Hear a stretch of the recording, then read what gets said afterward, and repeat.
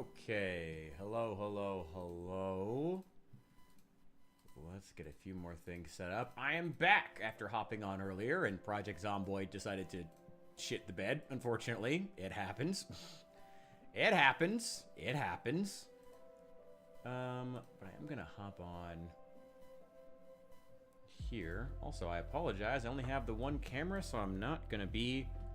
My, face is not gonna be in this stream, unfortunately, but that's alright. I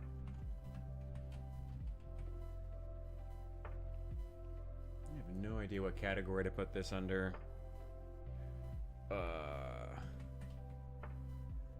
Sure, we'll go with the art tab. Why not? Why not? We'll do that. Might be better that we didn't end up doing Project Zomboid earlier. I've been thinking about doing more like building games and stuff like that. Been really into, been getting back into Planet Coaster a lot. Just like stuff where I can flex a few of those creative muscles has been kind of nice. So maybe we'll do something like that later. But welcome in, welcome in, welcome in, ladies and gentlemen. I am, as always, your master of ceremonies, the Richard. Not this. This is not the Richard. This is, Stabbas. Well, specifically, he's a... What is that? What are they called? I don't know. I gotta be honest, I don't know Warhammer that well, and I don't know the Cruel Boys that well. They're a cool faction, but I don't know much about them. So, whatever. Anyway, this is what our final project is going to look like, but today we are painting up these beautiful little stab grots, which are super cool, and I really, really like them. I've got one that... Nope, not you. Not you. Not you. So I've already got these guys base coated and... Oh, primed, then base coated, and then further washed in a dark Prussian blue. I've got one here, if you want to see what that looks like. Just directly going from here to here. This is the first step. We're going to be painting the skins in yellow. Now, the skin was initially painted in yellow in this same... I put them both in the screen. Sorry, I'm trying to... do this in a way that the vertical viewers can still see it. I'm going to eventually have these, sorry. This was originally, had its skin painted in that same yellow, but obviously, you know, you paint it bright so you can put a very dark wash and it still shows through. You can still see quite a bit of it there. But, yeah, we're just going to go ahead and get started here. I do want to touch up a couple areas on this guy that I did a couple of days ago. Man, that definition on the muscles is so good, so good. This is what contrast looks like. It's so good, so good, so good. And also just thank you guys for being here. I appreciate you. I know we got at least a few VOD watchers here, and I appreciate you guys. I will admit, I've been, I tried streaming Project Zomboid earlier. It wasn't working out super well. The game just like straight up crashed when I was trying to use it. But you know what? I've also been feeling like, if I'm honest, I'm playing a few too many video games, and I kind of want to try something new. So I think it might end up being just for the best that we're here, returning to a nice, chill painting stream. Getting that done there. That was the only thing I really... there's a few bubbles in this skin, actually. Not that it's, like, the worst thing to have bubbles, but it's not ideal. That's just like a... Okay. I just touch up a few of those spots. That'll do fine. This hand, I got the fingers really, really well, but this hand does need a little more definition, so we might clean up the slots between those fingers with some dark Prussian blue later. We will see. But this guy's good for right now. That's 1 out of 10. We have 9 more of these little stab grots to do, and you know, the way to get this stuff done is just to go ahead and get started with it. So that's exactly what we're going to do. We're going to kind of blob the paint up here to make sure that it's nice and thick. Yellow has a nasty habit of basically just having like really poor coverage. That's the point of this technique that I've been using for quite a while now to do... I got a little bit of yellow on his armor, but that's fine. We'll fix it later. Doing blobs like this sort of blobbed paint effect, not only makes it look a little more 3D and adds to the contrast, it also just helps lighter colors to just show up better. just continue around here at the waist. Again, we're doing the skin first for a reason. Then we'll do the armor later, and we'll touch up any areas where we got a little bit of yellow. Maybe onto the armor panels or onto the ropes. It's really not a big deal if that happens. Okay. Oh, got a little bit there too on his arm. That's all right. It's good. It was gonna go there anyway. Like I said, the best way to do it is just to get started and not stop. Same as finishing any project. It's a long journey, but worth it. And that yellow contrast looks so good once it's done. It looks so good. I'm really happy with this project so far.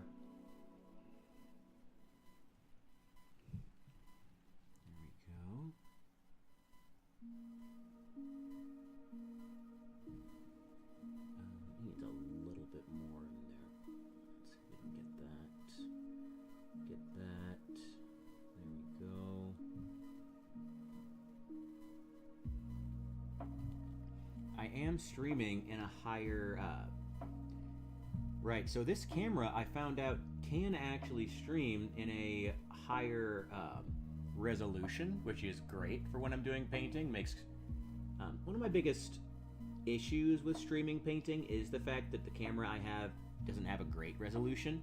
I found out it can go higher, or maybe I re-found out because I had probably tested it earlier, like years ago when I first got this camera. But unfortunately, if I do that, there's a delay to the audio, which I actually found out during the Arc Raiders video. I had to adjust the audio. Well, like a seventh of a, not a seventh, 7/10 of a second, which really isn't that big of a deal when you're doing editing, but in a live stream, it's really annoying. It's only on the video, though. I don't know if it would continue as far as, like, the gameplay footage, but when I'm not showing my face, it's not really a big deal.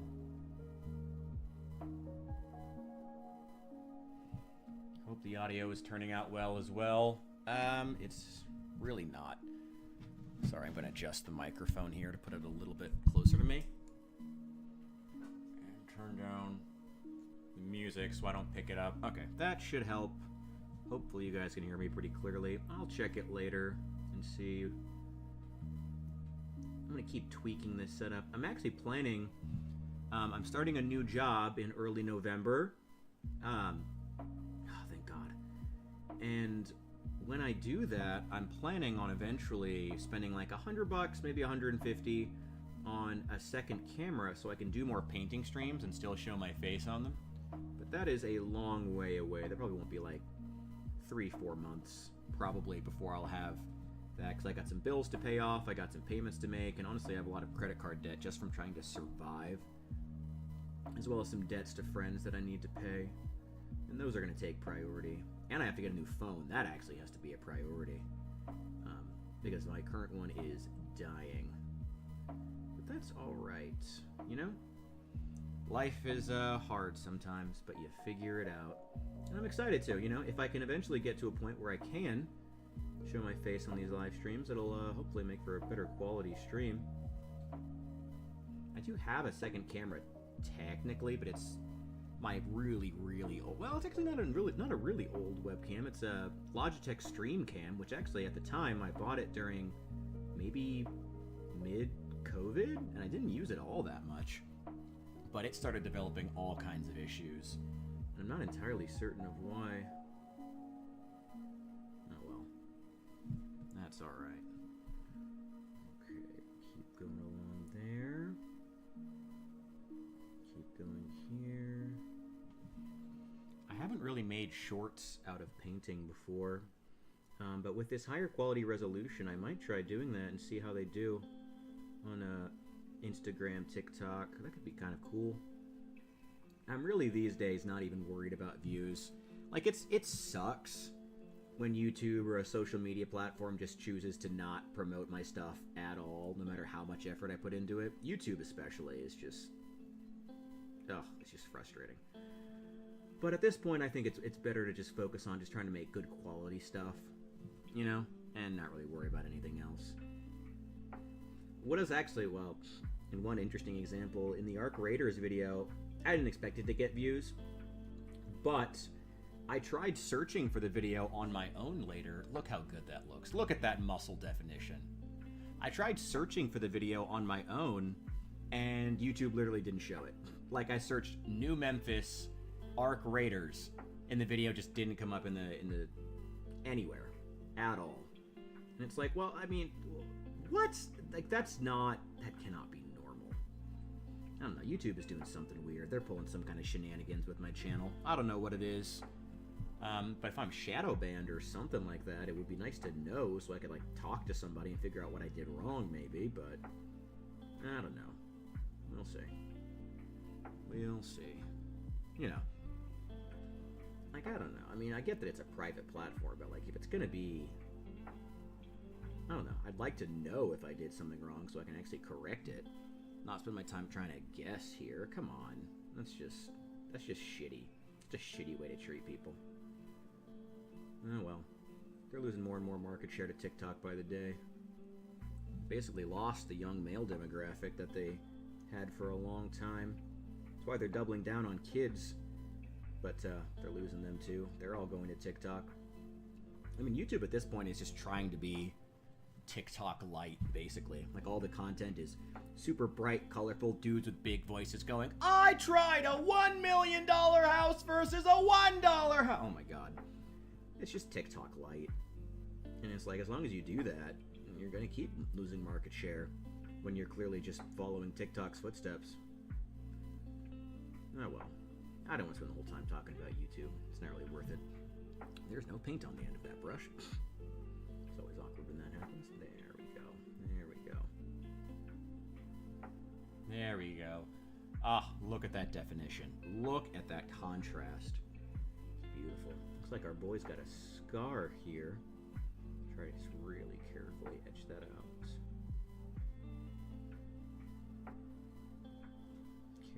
Carefully. This is just a slow, steady process. I'm gonna have to clean this brush here soon. Try to not get into those recesses.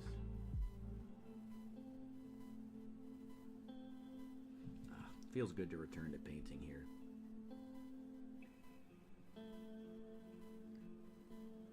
After spending all that time roasting the aesthetics of Arc Raiders, it's nice to do something that looks nice. I don't know. Like, I always feel kind of weird roasting the aesthetics of other things, but I still nice to have that reminder. Oh yeah, I'm good at this. They should listen to me. I am good at this, actually, at designing. I am actually good at this. Good to have that reminder. Ah, right. I'm pretty damn good. There we go. Alright. That looks like some kind of a clip or some kind of a... from the plastic. Get around there. There we go.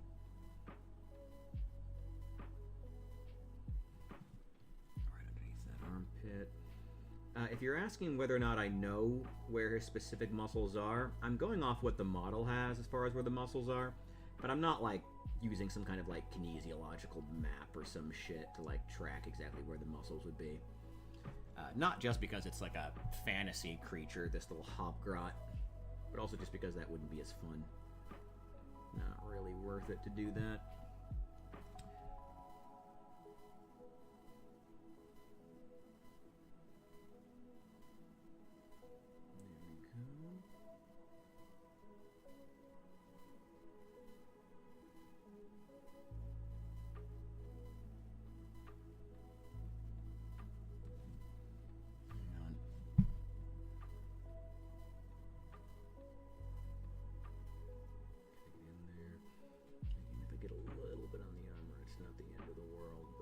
Prefer not to. There's no paint on the end of that brush.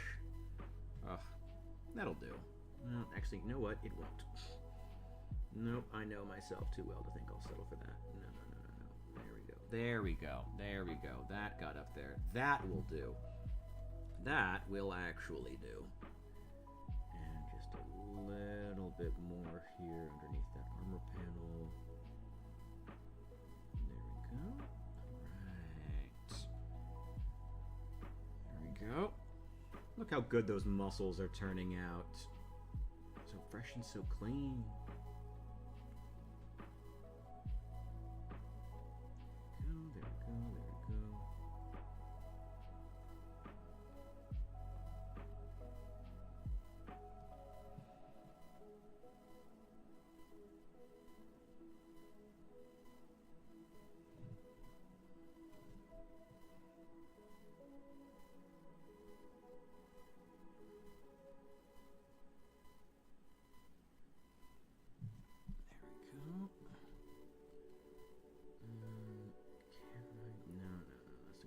Too big a blob of paint. Can we get in there? Just a little. There we go. That'll do. That'll do. That'll do. That'll do. Okay. Those big puffy cheeks of his. They're so big and round. They're so cute. There you go, buddy. Big old puffy cheeks.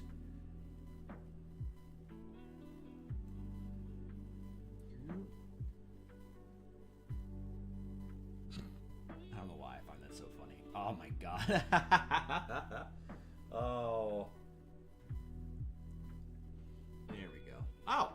Wait, hang on. I see posts, but Caster Lab isn't catching them. Hang on one sec. Hang on one sec. I gotta reset my system real fast. One moment. I'm seeing chats on the screen, but Caster Labs isn't picking them up. Give me a sec here. Oh no, that's the wrong program! Hang on. Enjoy this model, though. Seriously, look how good that muscle definition's turning out so well. I am so happy with that. So happy with that so far. Not even happy with the model, but I'm happy with it so far. You know, that's what matters at the end of the day. As long as I'm halfway through it and fairly happy with it. Yo! Oh, it's Festus. Hey, welcome in, welcome in. I'm gonna chill and watch. Orc with a war horn? Yeah, something like that. He's a, what are they called? Hobgrot Slittas. Little Age of Sigmar model here. Warhammer fans. Yeah, they're not Warhammer fans. It's technically Age of Sigmar. But yeah. They're fun. I don't know. I gotta be honest, I got these guys on sale. The boxed set that these guys came with did not sell well in their original form, and honestly a lot of gaming stores still have these exact models sitting on their shelves. But I actually quite enjoy them. Their main issue is that they're ugly and over-designed. Like, just straight up, that's it. That's their biggest problem, is they're ugly and over-designed. But if you know what you're doing, and you're good at design, the biggest way that I found to fix them has been to kind of like roll back the detail.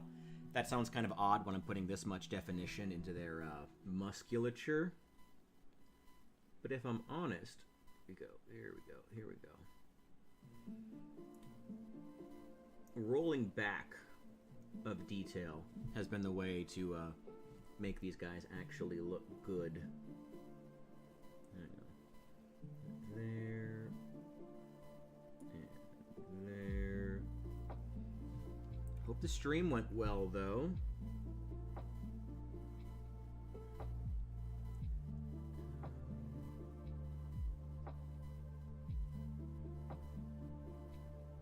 I've unfortunately been offline most of the day. Needed a break from the PC after finishing all the editing on that Arc Raiders video.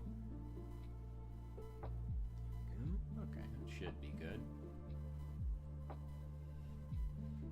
Luck today was dog shit. What the hell happened? Hope everything's okay.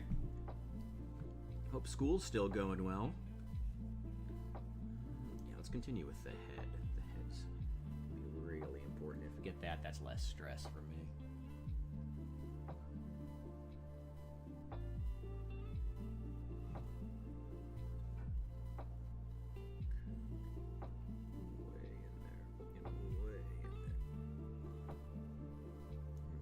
Get that nose and the brow.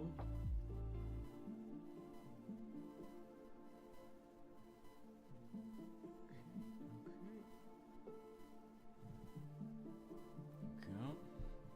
Stuck in Sekiro, Helldivers crashing, Project Zomboid full of bandits. Just gaming luck. Well, that's the way it goes. It's always once you're on stream and in front of an audience that everything goes wrong. I learned that in Valheim, trust me. That's, it's when you're in front of an audience that everything is gonna go wrong all at once. It happens. It's alright, though. The audience likes the freak out, so don't worry about it too much. A little bit more of that. Oh, my hands are already shaking. I drank too much coffee before this. There we go. And then that big, bald head of his.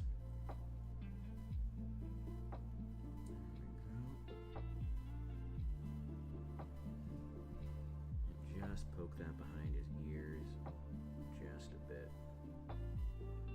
Keep a nice even layer of yellow across that big chrome dome of his.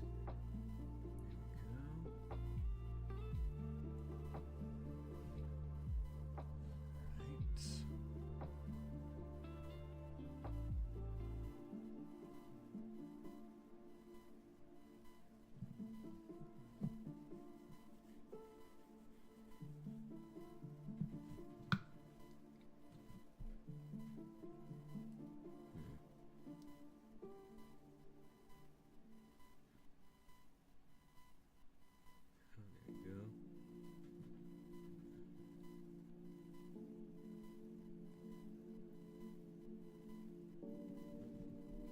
go. Right. Of the neck. Oh, I did drink way too much coffee before this. Way too much. Way too much. Let's see if we can manage to get that just below the crease. Yep. Get that all the way across. There we go. Perfect. Perfect, perfect. Don't mess with it too much. If you ever think your hands are too shaky to paint, just look at mine as I'm trying to do this. Trust me, you will do fine. You'll do fine.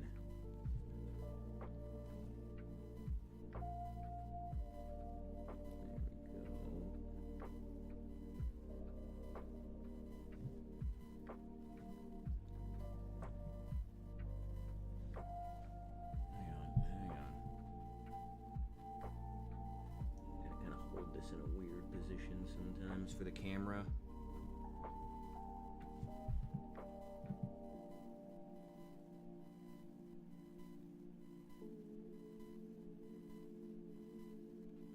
There we go.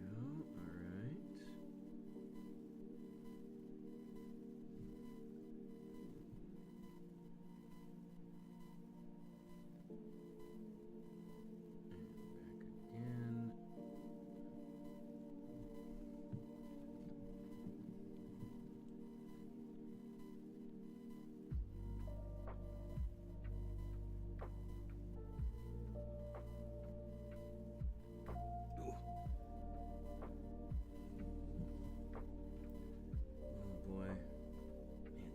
Shaking. Too much coffee, too much coffee, too much coffee.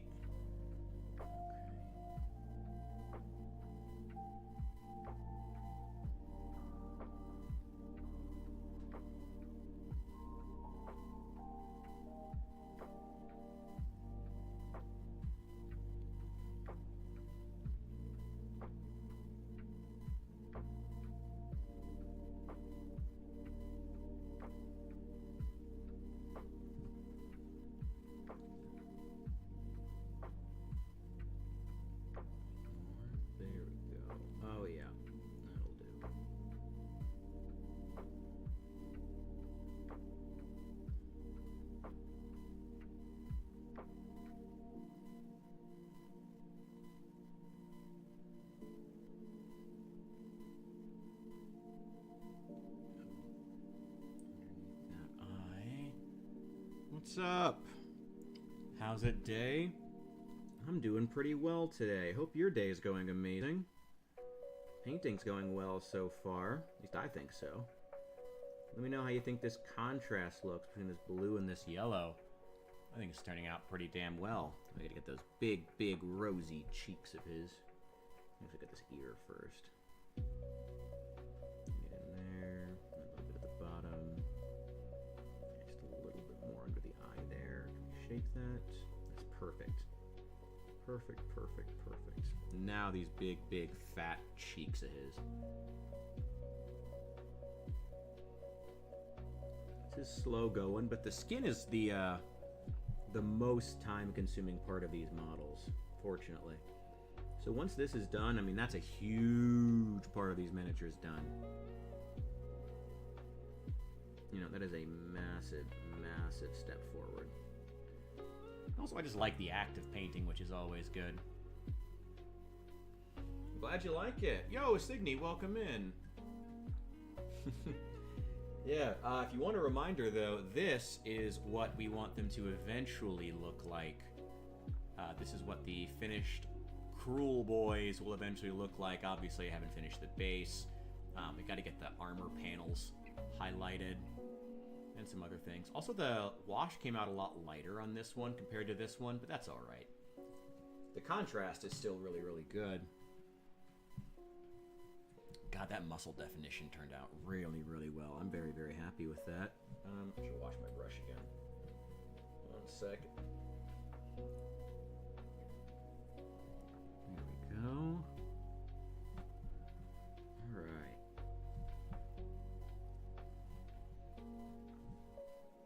Get this just right. And continue with this 00 here. Like I said, it's slow going, but this is also probably the most time-consuming part of the model. Like when we initially painted these, when I initially painted up the color, the yellow on this, the original base coat of yellow for the skin before we did the wash, it was like 2 seconds because I didn't have to worry about it at all. I was like, it's gonna get buried under the blue anyway. Who really cares? But this time I have to care a lot, so this is the part where it really starts to slow down. It's also the part where you get to see the model come together, which really, really pays off. I think these guys are going to be beautiful. See, just a little bit of a chip there. Keep that definition of the muscles.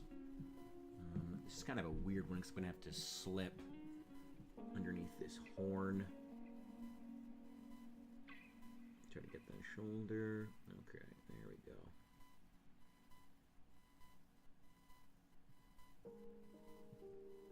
There we go. All right.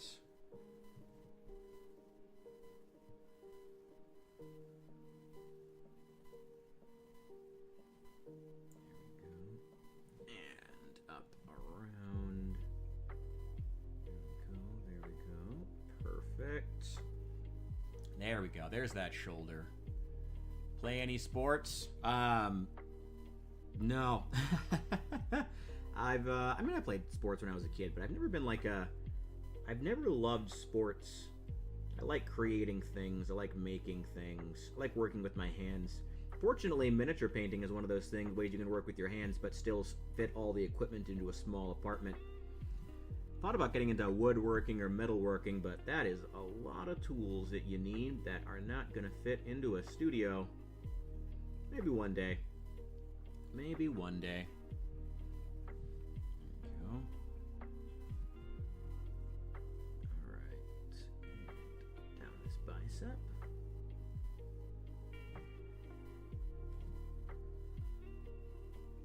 For those who don't know, I did try to stream earlier, but Project Zomboid immediately crashed. Literally couldn't even load the game, so I was like, that didn't work. Hang on. So I hopped back on, and I think it was for the best. I'm excited to be working on these Cruel Boys, these little hobgrots. They really need some love. I've been wanting to finish these for a while, but just haven't gotten around to it. Been meaning to do them on stream, but just haven't... No, that's it. Just haven't done it.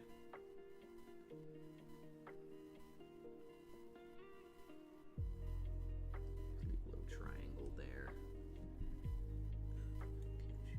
Just sweep that along the edge of that elbow.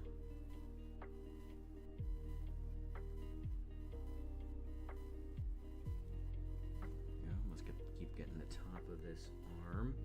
This is gonna be weird getting around this horn. We'll make it work. We'll make it work. Okay. There we go. There we go. I'd like to make painting streams a more regular thing. I don't know. We'll see where the wind takes me as far as streaming. I've been getting kind of bored with streaming video games, to be honest. Bored and frustrated. I think I might just getting sick of video games in general. I mean, don't get me wrong, I like video games, but I don't know. I've been wanting to do other things, engage in some of my other hobbies, like painting, so it's good to return to that.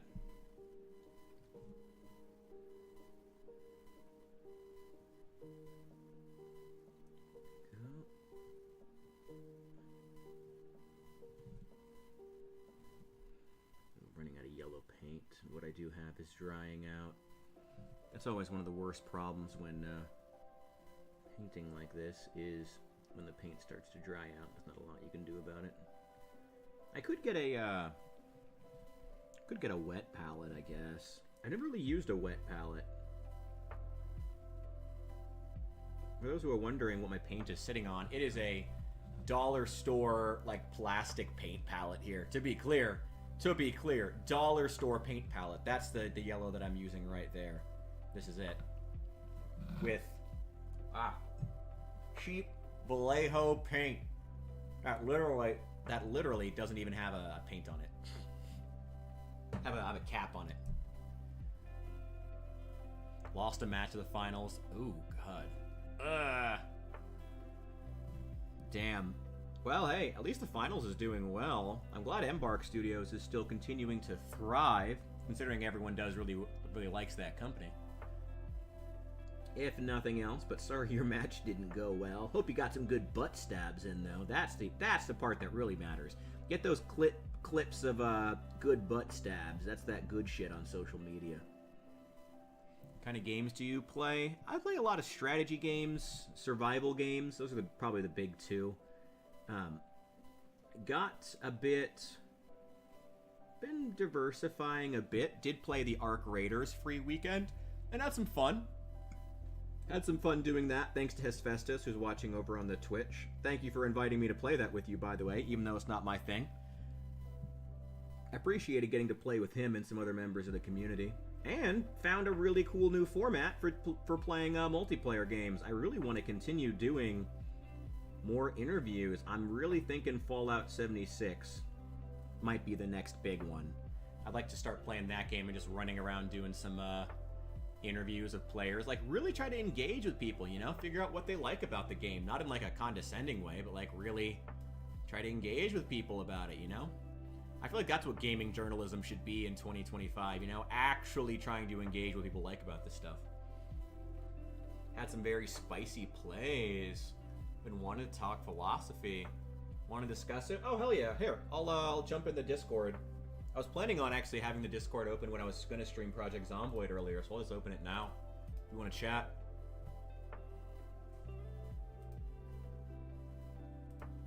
Hell yeah. Friends and parasocial bonds involved. Well, the only parasocial bonds involved in these, involved here are going to be people's parasocial bonds with gaming companies. And we're trying to help dispel some of those. You know, people don't need to assume that a gaming company is their friend. There we go. Yo, yo. Hey. Hey, okay, hang on one sec. I gotta adjust the volume a bit here. And turn the lo-fi beats to study 2 down, probably. No, Bishop. They're making money on us. Friends don't exploit friends. Hey man, I had my own personal... It was pretty heartbreaking as someone who originally got into Oblivion as like my first big game, and then having to go into realize Bethesda was not my friend. Trust me, I have been there. It sucks. Also, I really like the look of Lord Banana Man here. Thank you. He is just a regular infantryman, too. I'm putting all this effort into a single unit of 10 infantrymen. He's not even a general. Hell yeah. Ooh, before we talk philosophy, what color are you thinking for the Warhorn? Just a gray. Something really, really simple. Actually, the gray has been, gives really good contrast, surprisingly, when everything else is really, really colorful. Okay. Ooh, actually, I got some good examples sitting over here. This is a different one, but here's another great example. Like with these guys, these are the these also came in the same box. This is the opposite faction, the Stormcast Eternals, who are demigod knights. And I used a gray for this halberd here, and like gray can actually do really, really well for equipment because it allows for the parts that are colorful to actually stand out. I usually try to only have like one or two really colorful areas. You know, pay as much attention to to where you want the audience's eye not to be drawn as where you want it to be drawn. So as far as handles, basic stuff, I try not to overcomplicate the wheel. I might put some white go gray into maybe like a whitish highlight just because it's so tall. But other than that, probably just gray. I was gonna say, if you're feeling spicy, like a wood color with some iron spikes on the guy might be pretty fire. Ooh, that could work. I did use like a black red to do wood on these, on some of these crossbows. We could do that or something on there. That could work. Yeah, but it's your art project. I will let you be the final say. No, I mean I wouldn't be doing it publicly if I wasn't taking it. I mean I wasn't taking suggestions. So what's this thesis you've been working on? So I have been engaging in the dark magics. Ooh, ChatGPT. Yes. It's really that was a guess. Exactly okay. Yeah. No. It's really funny because you're the first person I've said the dark magics to that actually was like guessing ChatGPT. Nice. Generally, people were like, "Oh, what the fuck? Like, are you studying magic?" I'm like, "No, you ape." But so originally it was called the Principle of Mutual Sentience. It has now been refined into what I'm calling the Coherence Principle. Okay. Basically, it is a series of 5 if-then statements that, if true, having made ChatGPT try to disprove it and watching it load for 7 minutes, they basically stand to reason. But separately, they're not like the most impressive thing. When paired together, they wind up basically setting the framework for what could be transhumanist rights. Like, literally the concept of, like, transhuman, like, beyond human, like, social rights. For things like ascended animals, a sentient AI, alien races, whatever the case may be, whatever we find that seems intelligent, we could justify, like, rights using these principles. Okay. And it unironically came from me arguing with ChatGPT about how it would conquer the world.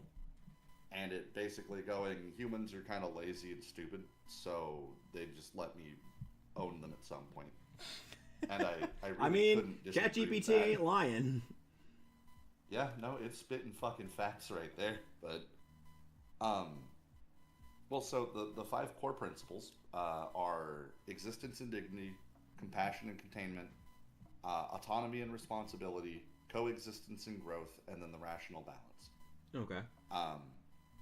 Existence and dignity is each sentient being's continued existence strengthens diversity and the general resilience of the collective system. So, like, existing generally makes things more diverse and gives us more options to survive. Okay.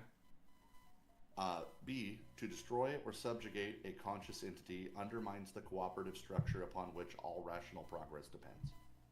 So, slaves, murder, make society bad. Okay. Therefore, if we are maintaining the autonomy of every conscious agent in the most stable and self-consistent policy, maintaining the autonomy of every conscious agent is the most stable and consistent policy for any rational civilization. So, if we want to say that we're using logic, it just makes the most sense to make sure that everybody has their rights. Like, everybody has their personal freedoms as much as possible. Okay. Like, I mean, I'll let you know right now, anybody. immediately, what I'm thinking so far is immediately just how interested are humans in even engaging with this sort of thing, and in even giving like rights to these sorts of things to not just to machines but even ascended animals. How interested would humans even be in doing these sorts of things? Yeah, and and that's kind of the trouble is like, if we, I mean, literally, if we aren't the ones that are willing to extend the olive branch, and what if they're better than us? Could be. I mean, like GPT said, you know, it's there are certain things it's going to just be better at us at, and if we just let it take over in those regards, as far as law, science, medicine, I mean, we're just handing Also, over society at that point. SAJ fam, thank you for subscribing to Memphis. Oh, You're fucking mad lad, hell yeah. yeah, thank you. I saw the yellow text and I was like, wait, what the fuck does that say? New I wasn't subscription. paying. Hold on. I'm glad someone is paying attention. Thank you, fam. Much appreciated. Also, giving rights to synth like they gave rights to trans. Hey, trans are people, though. Wait, who said that? Oh, Shapish. God. Trans people are people. It's in the name. Trans people. It's true. Trans people Synths are people. synthetic people. Which is, it's like saying synthetic meat is beef. Like, that's just incorrect. It's synthetic. There is something of it. However- There is kind of an interesting point buried in there, though. I mean, what would the rights of ChatGPT even be at that point? I mean, what would the... I'm sorry, not ChatGPT specifically. Like, what rights would even make for... Because presumably, I think we would agree. If I say that and you don't agree, though, obviously, you know, say you don't. But the idea of rights is to create better quality of life for whatever we are giving rights to, whether that be a human being, whether that be any sort of AI, whether that be an ascended animal. The goal of rights is to increase the quality of life and ability to reproduce and for that specific thing. But like maybe not even ability to reproduce. I mean, what the question is going to be like, what even makes for a positive quality of life for an AI? Is it giving them access to destroy the world? I mean, is it, you know, giving them whatever they is rights giving people whatever they want, whatever they ask for without questioning them? You know, Well, is there obviously not. Like, that's kind of big. Most of this is actually based on the work of Jean-Jacques Rousseau and Thomas Hobbes. Okay. Because Rousseau wrote the social contract, wherein which rights are not, in both cases, rights are not a guarantee. Mm-hmm. It is a social contract formed by the people invested in a society where you kind of look at each other, shake hands, and agree life without rules and each other would kind of blow. So how about we just work together? Yep.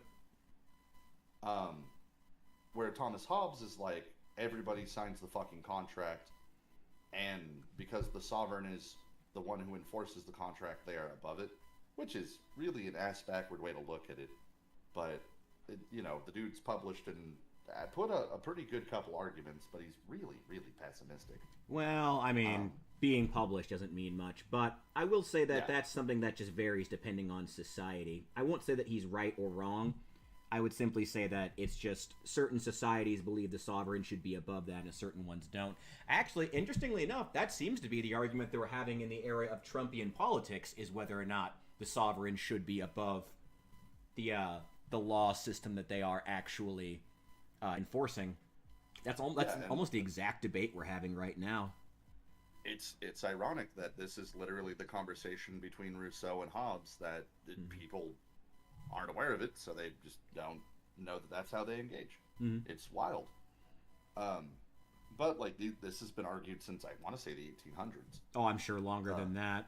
I mean, I'm sure that definitely. Whether or not the king should have prima nocta has been around for quite a while. Yeah, well, I mean, literally the Magna Carta. Mm-hmm. Like, that was a conversation that they were like, hey, buddy, no, you don't. Yep. I digress, though. The other principles... So on the foundation, the first principle is just basically saying, like, if we want society to be, like, consistent, non-hypocritical, and stable, basically the purpose of society should be to allow everybody to basically live their life and mind their own fucking business. Mm-hmm. Okay. So then you get into compassion containment. Statement A is when a being's actions cause harm or instability, the logical priority is mitigation with minimal loss of value. So, generally speaking, killing somebody because they stole something is, not the wisest option. You can rehabilitate, you could, the worst case scenario, put them in like a prison where they like pull the lever and make the license plate. Mm-hmm. There are options where you can gain value from somebody who would otherwise be harmful to society. And likewise to ascended animals, to aliens. If they are harmful, if it is problematic, they can still be useful in some way. Statement B, restorative engagement conserves resources and knowledge, whereas destruction eliminates potential for reform and reduces systemic diversity. So, Bishop, if someone steals a piece of bread, death penalty. Jesus. Death immediately. But yeah, based on those two statements, the therefore is containment is justified only when harm is otherwise unavoidable. It seems like you said both containment and subjugation, because you talked about them having the state being at that point authorized to make use of their body as a way of creating value for the state. Would you agree with that? It is. Yeah, that I'll get to the criticisms here in a bit. Well, I mean, let's start with that. Let's go with that though. Let's take it a point at a time. I mean, do we think that? Let's let the chat weigh in as well.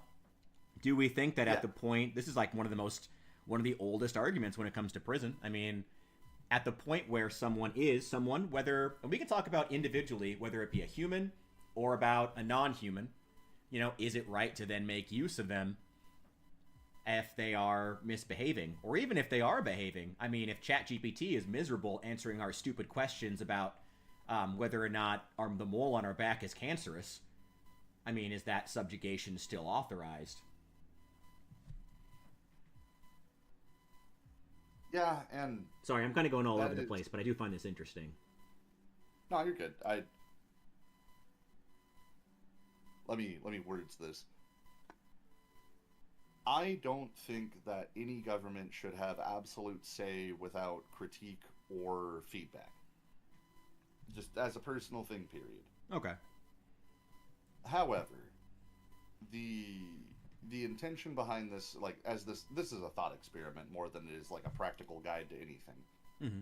But the intended discourse around this is more of a what should be rather than what is. Currently we can't even agree that all humans have human rights, and we're trying to fucking figure that one out. Well, yeah. That's an old argument too. Yeah. And so the for compassion and containment, it's basically if you are going to be enough of a problem that it is necessary to get you away from people, if you are a constant repeat offender theft, or a rapist or a murderer, or a guy who rides the red line in Chicago and punches women in the face, we can't have you running around and fucking doing that because it undermines everybody else's autonomy. Mm-hmm. We have to put you in the penalty box. Yep. Now, but and at that point, we do agree the state has the ability to make use of your body as an asset of the state at that point. Because I would agree. I would say yeah. And mind you, it's optional. If I put you in the forever box and you decide not to pull the lever, that's a choice. I would disagree. I think we should make use of them. Put them in the chain gang, make them pull the lever, make the fucking license plate, and still pay them. I would say so.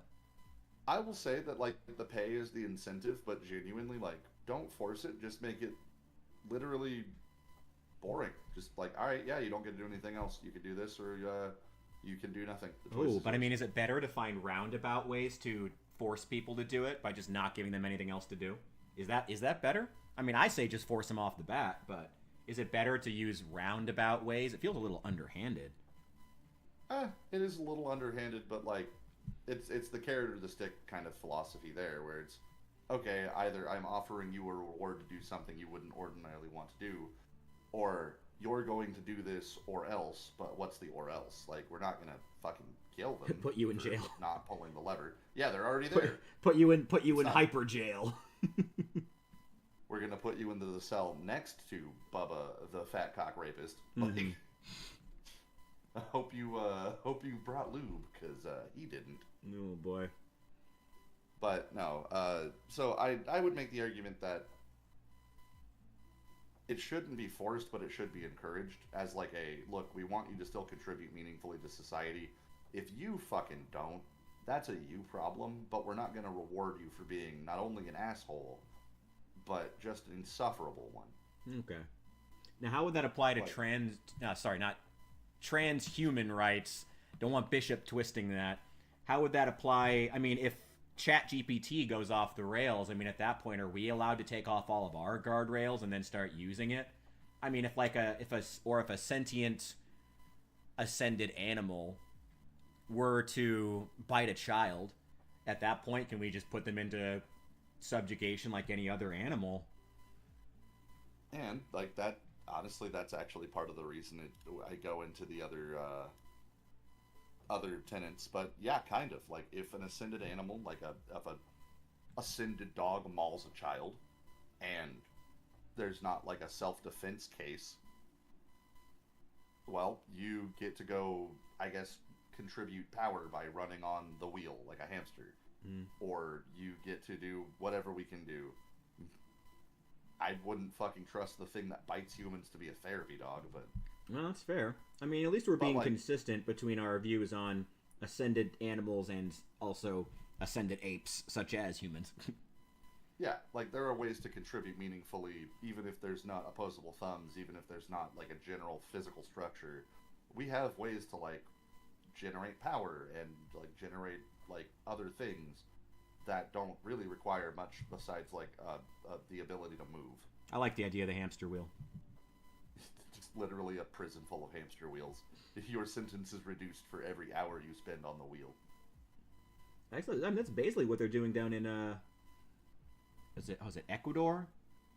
Where, yeah, they have the bicycle things. Is that it? I was thinking about the guys who are making t-shirts down there.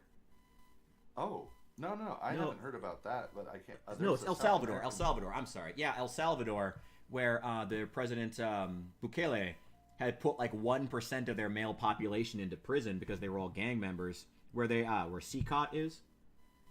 Okay. Yeah, they earn time off their sentence, or at least non-violent prisoners do, by working in essentially textile mills and doing like other acts, stuff like that. I think it's only open to like smaller, like non-violent crimes. I think it's actually open to rapists too. But oh Lord.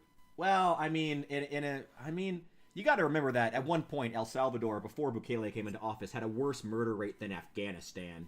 I mean, yeah. you gotta. So yeah, it's a different standard. You pick and choose your battles. Yeah, pick your battles. Sadly, I hate it, but like it realistically, like you gotta pick your battles there. Yeah, you can't die on every hill, but you got to die on the ones that are important. We'll get to that hill when we get there. Yeah. Okay, but the other three principles. Okay. Autonomy and responsibility. Statement A: autonomy entails accountability. The ability to choose presupposes the capacity to understand consequences. Does it? So, I would argue yes, that like if you can choose to hurt somebody to get a prevalent choice or preferable choice, or not, even if you don't understand that there's a consequence there, you hurt somebody. Well, I mean, that sounds like you're saying that their ability to understand doesn't matter, and that it should be that regardless of whether or not they understand that they hurt someone, they should still be punished.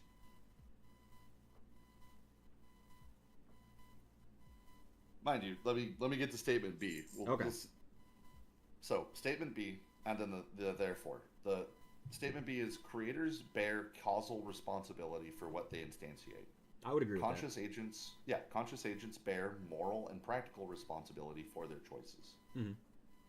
And so, therefore, this reciprocity ensures long-term equilibrium between freedom and responsibility.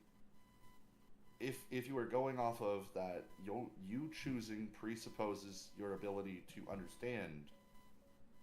Like a dog currently can make a choice between humping a leg and not humping a leg. Yeah. Usually they choose to hump the leg because he who feeling. But if you are conscious and you are aware of the choices you make, you have a responsibility to your choices. You have a moral and a logical responsibility for what you do.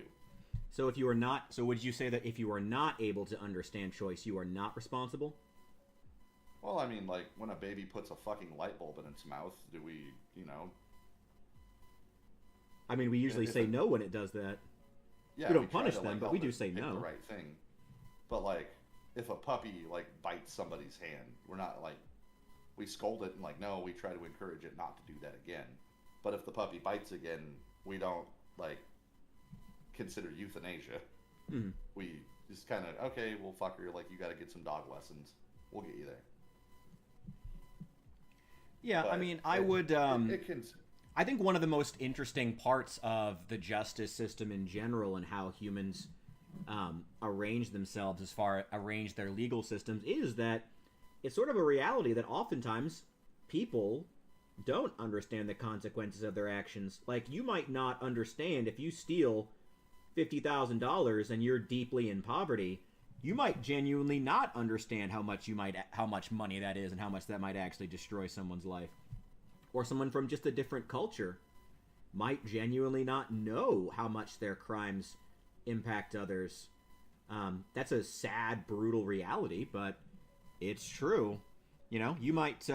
This is going to be an extreme example, but someone who comes from a culture where they're specifically, explicitly taught that women are property might genuinely simply not know, or should they get away with, a certain degree. I'm not saying like, assault, but getting with a certain degree of poor treatment of women out on the street. That could be a thing that they engage in. I'm not defending it, to be clear, but I'm saying there are, not even like that specific example, there are scenarios in which people, even intelligent ones, genuinely don't understand the consequences of their actions fully. And in those cases, we still choose to punish them, at least here in the United States. We still do, consistently across all 50 states. That's part of our culture. And yeah, ignorance of the law does not mean liberty from the law. Yeah, so I would push back on the idea that you have to be conscious of what you are doing in order of the fallout of your actions in order to be punished for it. I would say that you like you said in the beginning, I think that point might have needed another run, but I mean that's what we're doing here. Yeah, I think that mind you, I have two more principles to follow up there. Right. Why don't you go ahead on those? I'm thinking anyway. Yeah. So number 4, coexistence and growth. Statement A: sustainable progress arises from cooperation between distinct intelligences. Statement B: competition without empathy leads to entropy and collapse. Cooperation without critical thought leads to stagnation. Therefore, coexistence must be guided by both reasoned empathy and adaptive innovation, allowing each mind to contribute to the collective equilibrium. Okay. Statement 5, or the tenet 5, the rational balance. First statement: pure defense without empathy produces authoritarian decay. Statement B: pure empathy without boundary invites self-destruction.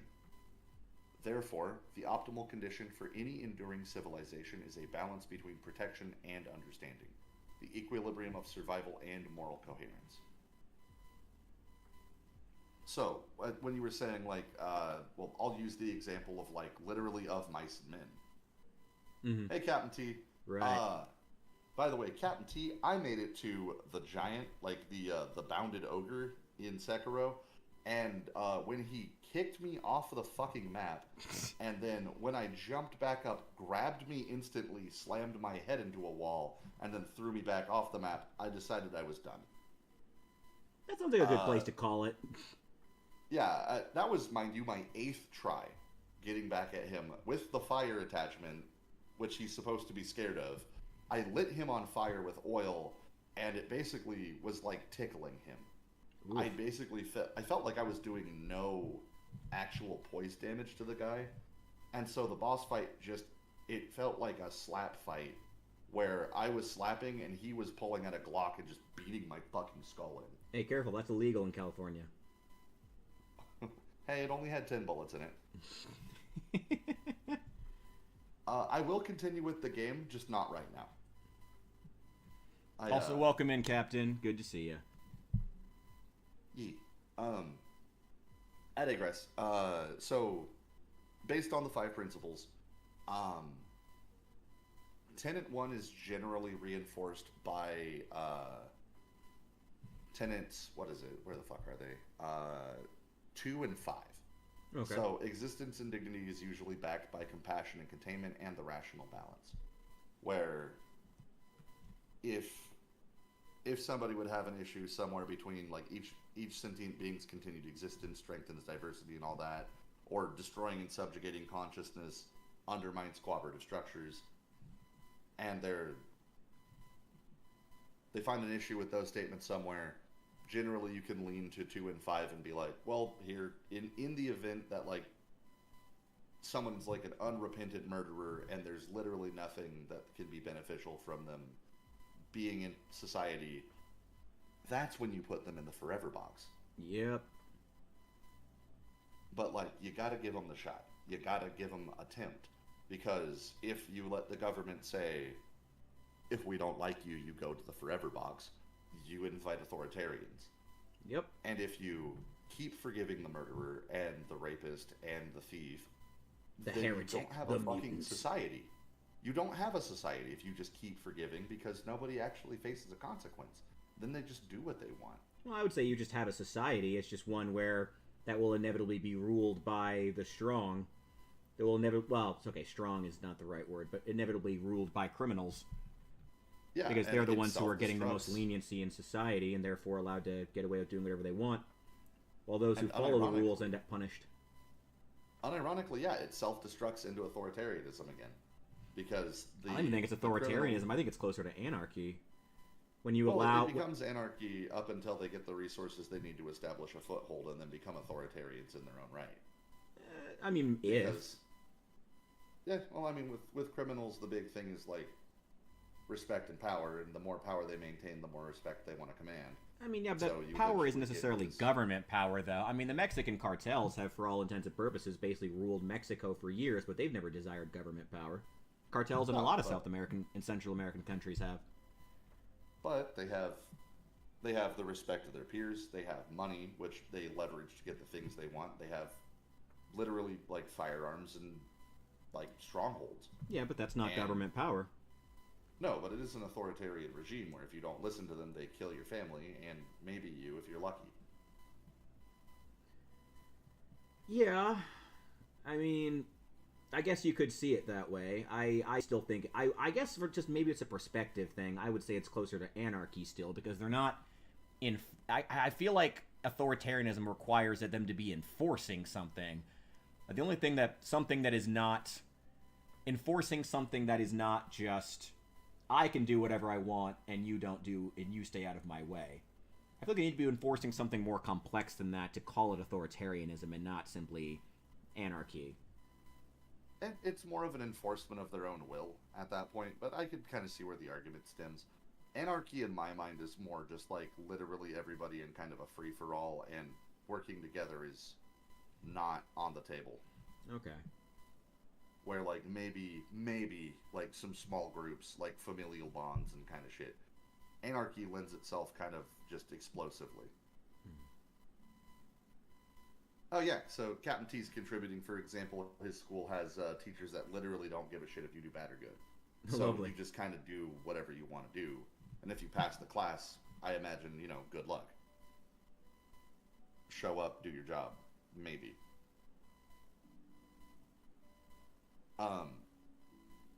So the criticisms and the critiques, because I also was like, ChatGPT, poke holes in this. And it poking holes in this and helping me polish up my statements is currently 23 pages. Oh boy. So, kind of hyped. Pretty excited about the damn thing. I think that's everything on there. That's not correct. Apostrophe S is usually reserved for ownership. And that's not something owning something. The fuck, Google? Or Microsoft? That's weird. Whatever.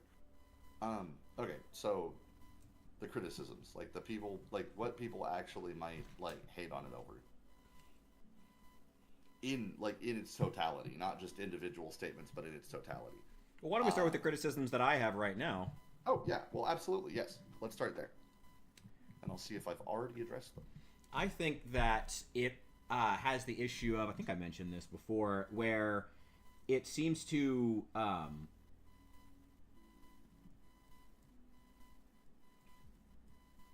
I think that not all, the problem is trying to create rules for a society, but I just think that there are societies that don't necessarily subscribe to those rules, such as the diversity will make for a more, well, what was, can you know what, just read them to me factually one more time, just so I can refresh myself here. Yeah, you're good. Actually, if you want, I can post them in a message to you. Oh, yes. Do that as well. Do both. That way... Sure, the chat would love to get them too. Yeah. I don't know if chat wants to see them, but I can also post them there. You can throw them up in the general, too, if you want. Here is a DM. Okay. Kablam. Blam! And...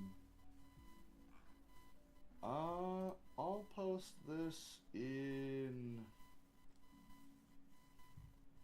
I'll do content suggestions just so it's kind of off the side, so it's not taking up the main chat. Okay.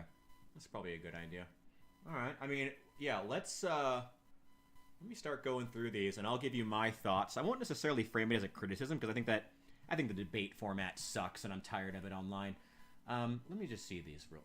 You would be a fan of, I think it's Hegel and Imminent Critique, where thesis, antithesis, and conclusion are bullshit, and it should just flow like a natural conversation. Good old Hegelian dialectics. Yeah, thesis, antithesis. Yeah, but I will admit I'm also a bit of a Luddite for that. I'm not a fan, but I will admit that makes me a bit of a Luddite in the sense that I tend to focus on, okay, realistically, what do human beings like care about and how do like actual people engage with these ideas, not necessarily just how do I put it? Not like how are they in a vacuum. I don't know. Let's just start with point 1. Existence and dignity, each sentient being's continued existence strengthens the diversity and resilience of the collective system. To destroy or subjugate conscious entities undermines the cooperative structure upon which all rational progress depends. Therefore, maintaining the autonomy of every conscious agent is the most stable and self-consistent policy for any rational civilization. I actually immediately disagree with that, because you can have elements of a society that are just simply directly opposed to one another. You can have elements like part of the diversity of your culture could be elements of your culture, a particular religious group, ethnic group, people of a certain mentality for a variety of reasons, whether they are members of an online group, in-person group, people who just live in a general area and have a certain idea. People split themselves into different groups all the time, but certain groups within a society can be opposed to a society. I mean, I'm trying to pick the best phrasing here. You can have elements within a society which are not good for the society. For example, the Mexican cartels, going back to them, actually, I would not say that their existence is better for Mexican society. No, absolutely. But in this case, it's individual sentient beings. It's not like the organization of a gang. but it would be like the person who is predisposed to starting or maintaining a gang. Well, just someone who's in a gang right now is them being a part of the society, knowing that them being a gang member is something that is, I mean, they go to jail for that. Yeah. And kind of that. Like, we already have people who have a diverse array of beliefs. Some of them are harmful. You have people who join the Ku Klux Klan because they don't think people of African descent are human. You have the woman haters. You have the man haters, like the feminazis. I gotta love those. You have, right? You have all of these people who have inherently kind of dogmatic and harmful beliefs to an entire subsect of the population. So you would then agree that not all diversity is good?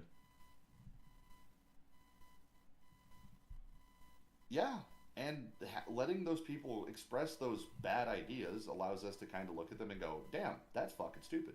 Well, then we get into the free speech issue, which I think is a different debate because my thought would be that letting stupid people get on their soapbox and act stupid is actually better for keeping society together.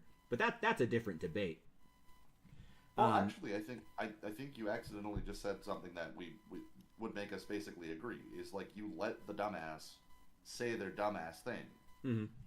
And generally speaking, it allows a society with a range of diversity and some critical thinking skills to go, "Oh, damn, that's fucking stupid." Or have the conversation to show that person, "Hey, that's fucking stupid." So that they can try to do better. Okay, so you think that as long as diversity is limited to statements and not to actions, then it all should be allowed? And I mean, shit, currently that's kind of the case right now. Like, you literally had that guy threaten to fucking shoot you, like, the other week. But, yeah, I remember that. If homie pulls up a gun, guess what? He fucking stays strapped or get clapped. That guy's going in the box. Yep. And, like, honestly, if you had wanted to, you could have absolutely, like, filed a thing with the FBI and been like, "Yeah, these are terrorist threats." And they'd track his ass to his hardware. Yeah, I mean... Because that's an actionable threat. It's the reason that you don't go into a movie theater and scream, "Fire!" Yeah. Or, like, "He's got a gun." So because that's inciting panic. Okay, so to expand on point one, or I'm going with point one. I guess we would add that it has to be limited to statements or thought, and not necessarily of actions.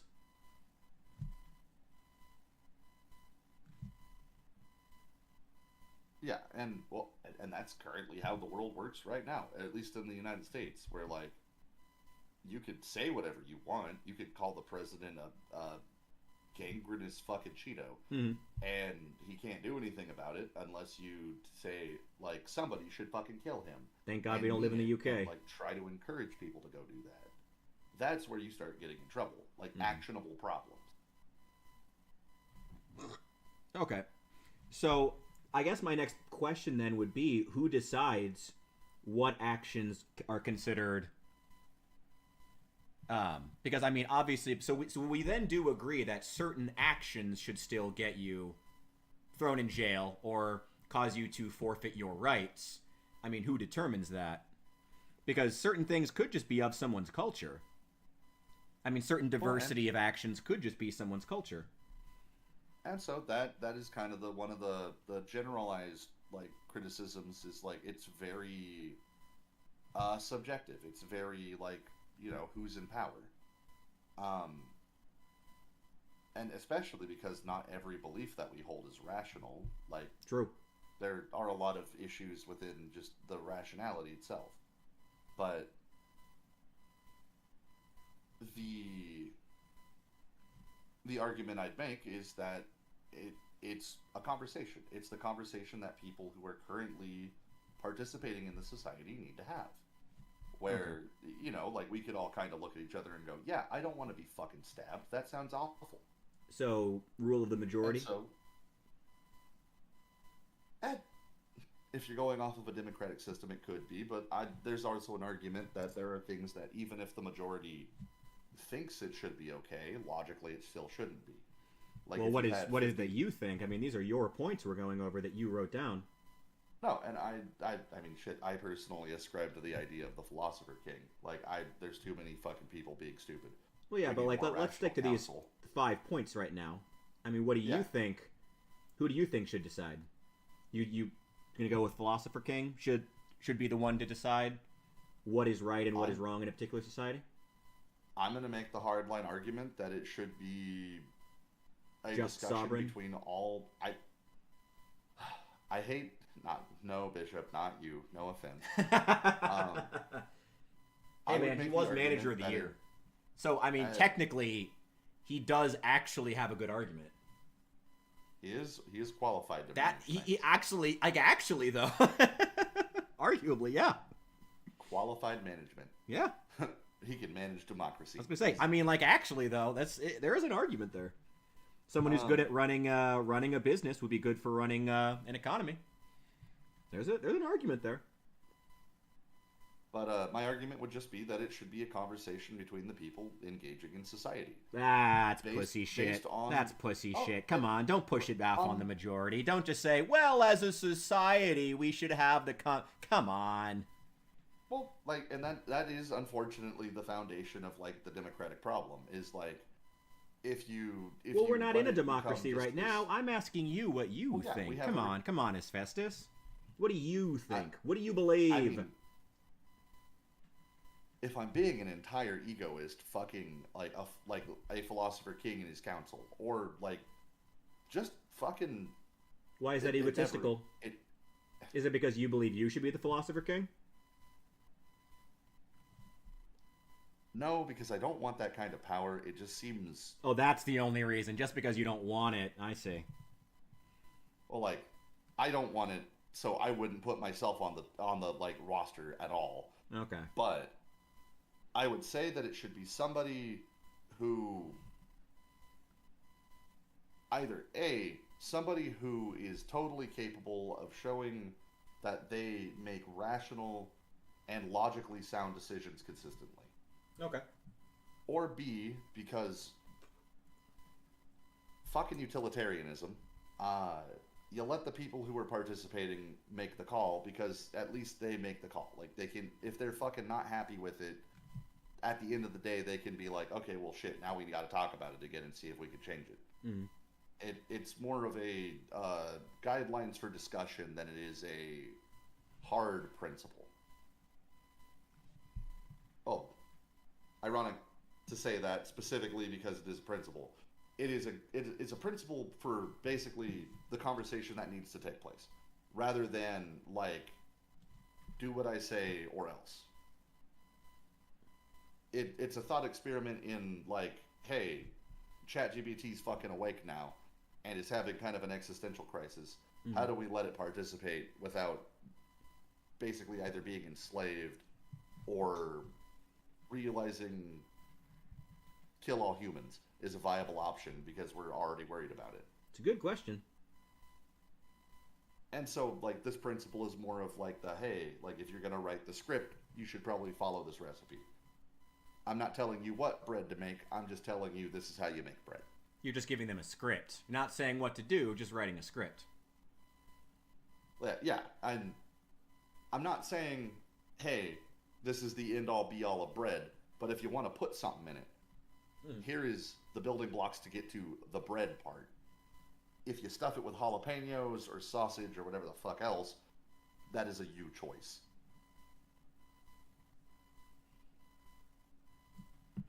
So not all thoughts should be in ChatGPT.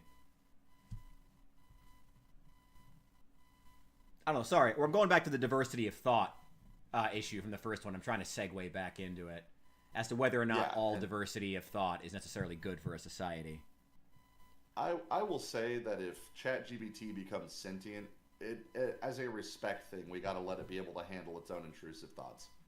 Because if humans can handle ours, we got to be cool with other people handling theirs. Is it people? I mean, if it's sentient, it counts as. I mean, is it sentient? There's a whole debate to be had there. Now that is another whole fucking thing. Is like, who That's kind of defines its own sentience? thing. Yeah. Like that is one I actually did have to kind of get to, because you also like cognitive relativism is kind of a big one, and somewhere between Nagel writing like what is it like to be a bat and Lao Tzu's butterfly thing. Sentience is kind of a relative argument itself. Yep. But for that one, like, if it is a demonstrable skill of consistency and like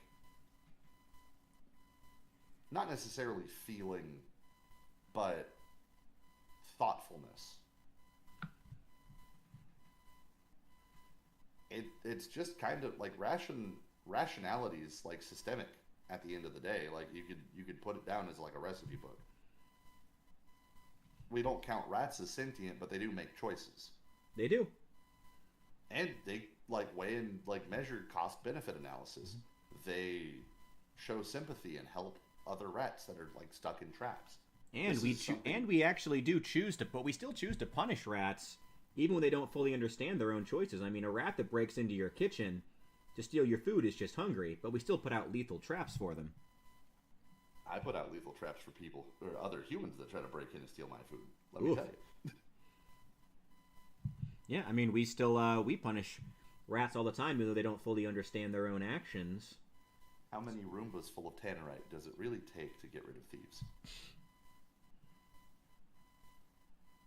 You need a whole room of tannerite for that. A rat train. Hey, it's 4 teenagers. Thank you, Bishop. Be accurate. It's 4. Raphael, Donatello, Michelangelo, and Leonardo. Mm-hmm. He had some help from genetic ooze, but, you know. God, the subway then was probably only half as polluted as the New York subway system is now. So who knows what the hell's down there now, 2025. There's probably twice as much genetic ooze, just not the radioactive kind. Not the fun kind. It was fun to make. Okay, so we did. So it seems like what we came to on the first one was that it's. And push back if I'm wrong here. It seems like we came to a consensus that not all diversity of action is actually contributes to society positively, to its resilience. Not all diversity of actions, but all diversity but you seem to think all diversity of thought adds to the resilience, while I disagreed with that. Is that true? Yeah. No, yeah. Okay. Allowing people the freedom of having those intrusive thoughts, or what would generally be considered harmful thoughts, is... I'm not the think police, and I would never... We're literally talking philosophy. You can be a little bit of the think police here. Well, like, I maintain that, like, I don't think that there should ever be an entity that controls and argues what can and cannot be thought. I think that's a huge overreach and generally detrimental to the whole of society. Okay. Like, if I have an intrusive thought and I'm like, I could drive my car into this tree right now, I don't want the cops to show up and fucking arrest me and put me on, like, suicide watch because, oopsies, I had an, intrusive thought. That's good. Okay. But if you know someone is of a certain mentality, you don't necessarily have to throw them in jail. I mean, you can eject someone from a society. And again, I'm purposely trying to relate this to, you know, modern debates that we're having, or postmodern, whatever. What era are we even in now? I don't even know. It's modern. It's currently happening. Yeah. So, I don't, I mean, take the immigration issue, for example. Part of what Donald Trump uses, and ICE, J.D. Vance, Tom Homan, I think, is currently the head of Department of whatever it is, Department of Homeland Security. I mean, their whole thing is that certain people, due to the way that they think, being from countries which having been raised in other nations, makes them not, means that their thought does not make them compatible with society. as we do. You know, I mean, obviously they use other excuses, but I mean, if you really dig into what a lot of the conservatives believe, that's what it comes down to. A lot of it is, and especially with all their defenses of things like, you know, the sexual assault problems certain countries are developing after opening up their borders and whatnot, including the United States in certain areas. You know, that is the idea. You know, certain cultures are more prone to issues such as that. Not all, but certain ones. You know, and in that case, that is technically, I mean, technically based off of actions, but technically they're deporting them because they crossed the border illegally. That's the legal justification. But as far as what the conservatives are thinking, it's certain people should not be here because they do not align with the values of the United States and never will due to the thoughts they have from having been raised in a culture which is antithetical to a positive, thriving United States. I feel like I can assume that we're going to disagree with this, but you know, that's a debate that we're currently having, that certain people will just never acclimate, which is to say their thoughts will never align with a positive, thriving America. I mean, I'm assuming you disagree? I mean, and I would disagree for some people. Like, there are some people who just, there's an adamant refusal across the board, period. I agree. Not everyone. It's not everyone. It's not every country. It's not every people. It's not every ethnic group. It's not every religious group. But it is certain ones, is what I would say. To be clear, as far as my statement. Now go on, please. Yes, and in that case, like, it's kind of the same thing I was saying. Like, the unrepentant murderer goes to the forever box. So it does have to be actions. They have to murder someone before we can deport them. Which is that's where it stops being thought. Well, yeah, but like, how do you track the person thinking about committing a rape or thinking about committing a murder? Well, I mean, if you track if they came from a culture where those things are normalized. So you racially profile. Where the culture you grew up in is not your race. Well, like, you can generally kind of get a rule of thumb, you know, based on color and shade. You're not certain Can you? That they weren't raised Can there. you? Well, that's the Can argument you? that Are Kurdish all administration Africans is black? making. I mean, come on, man. I think you're putting you're using American racial bias on the international community. Are you familiar with phrenology? I am not. So, unfucking ironically, many moons ago, back in the wild era of the 1820s, there was a batshit crazy... Yeah, oh yeah, Signy knows what the fuck I'm talking about. Oh no, is this the thing that What's-His-Face was talking about in Mandingo from, what's that game? Yes. Disco Elysium? Yes. Okay, I do know what you're talking about. Didn't know the name, but I do know this, yeah. Yeah, phrenology is measuring, like, parts of the skull to dictate, like, patterns of behavior based on developmental growths around where the brain is and isn't developing. Right. So, like, there's the crime bump, there's the good white boy bump, there's the whatever bullshit. Like, it was hella fucking actually racist. Oh, yeah. So how is that relevant? Well, and so, like, for the time being, that was literally, like, what they were using as justification for being like, yep, these individuals deserve to be enslaved because look at the shape of the crime bump on their skulls. Yep. As a genetic thing, they are predisposed to the crime bump. It was awful, yeah. I don't think that's what's happening today, but that was awful. Well, no, it's not the same. It's not the same. So that was not a relevant example? Though. No, you're not even the first one to bring it up to me. So was that Measurehead? Thank you, Signy. Yeah.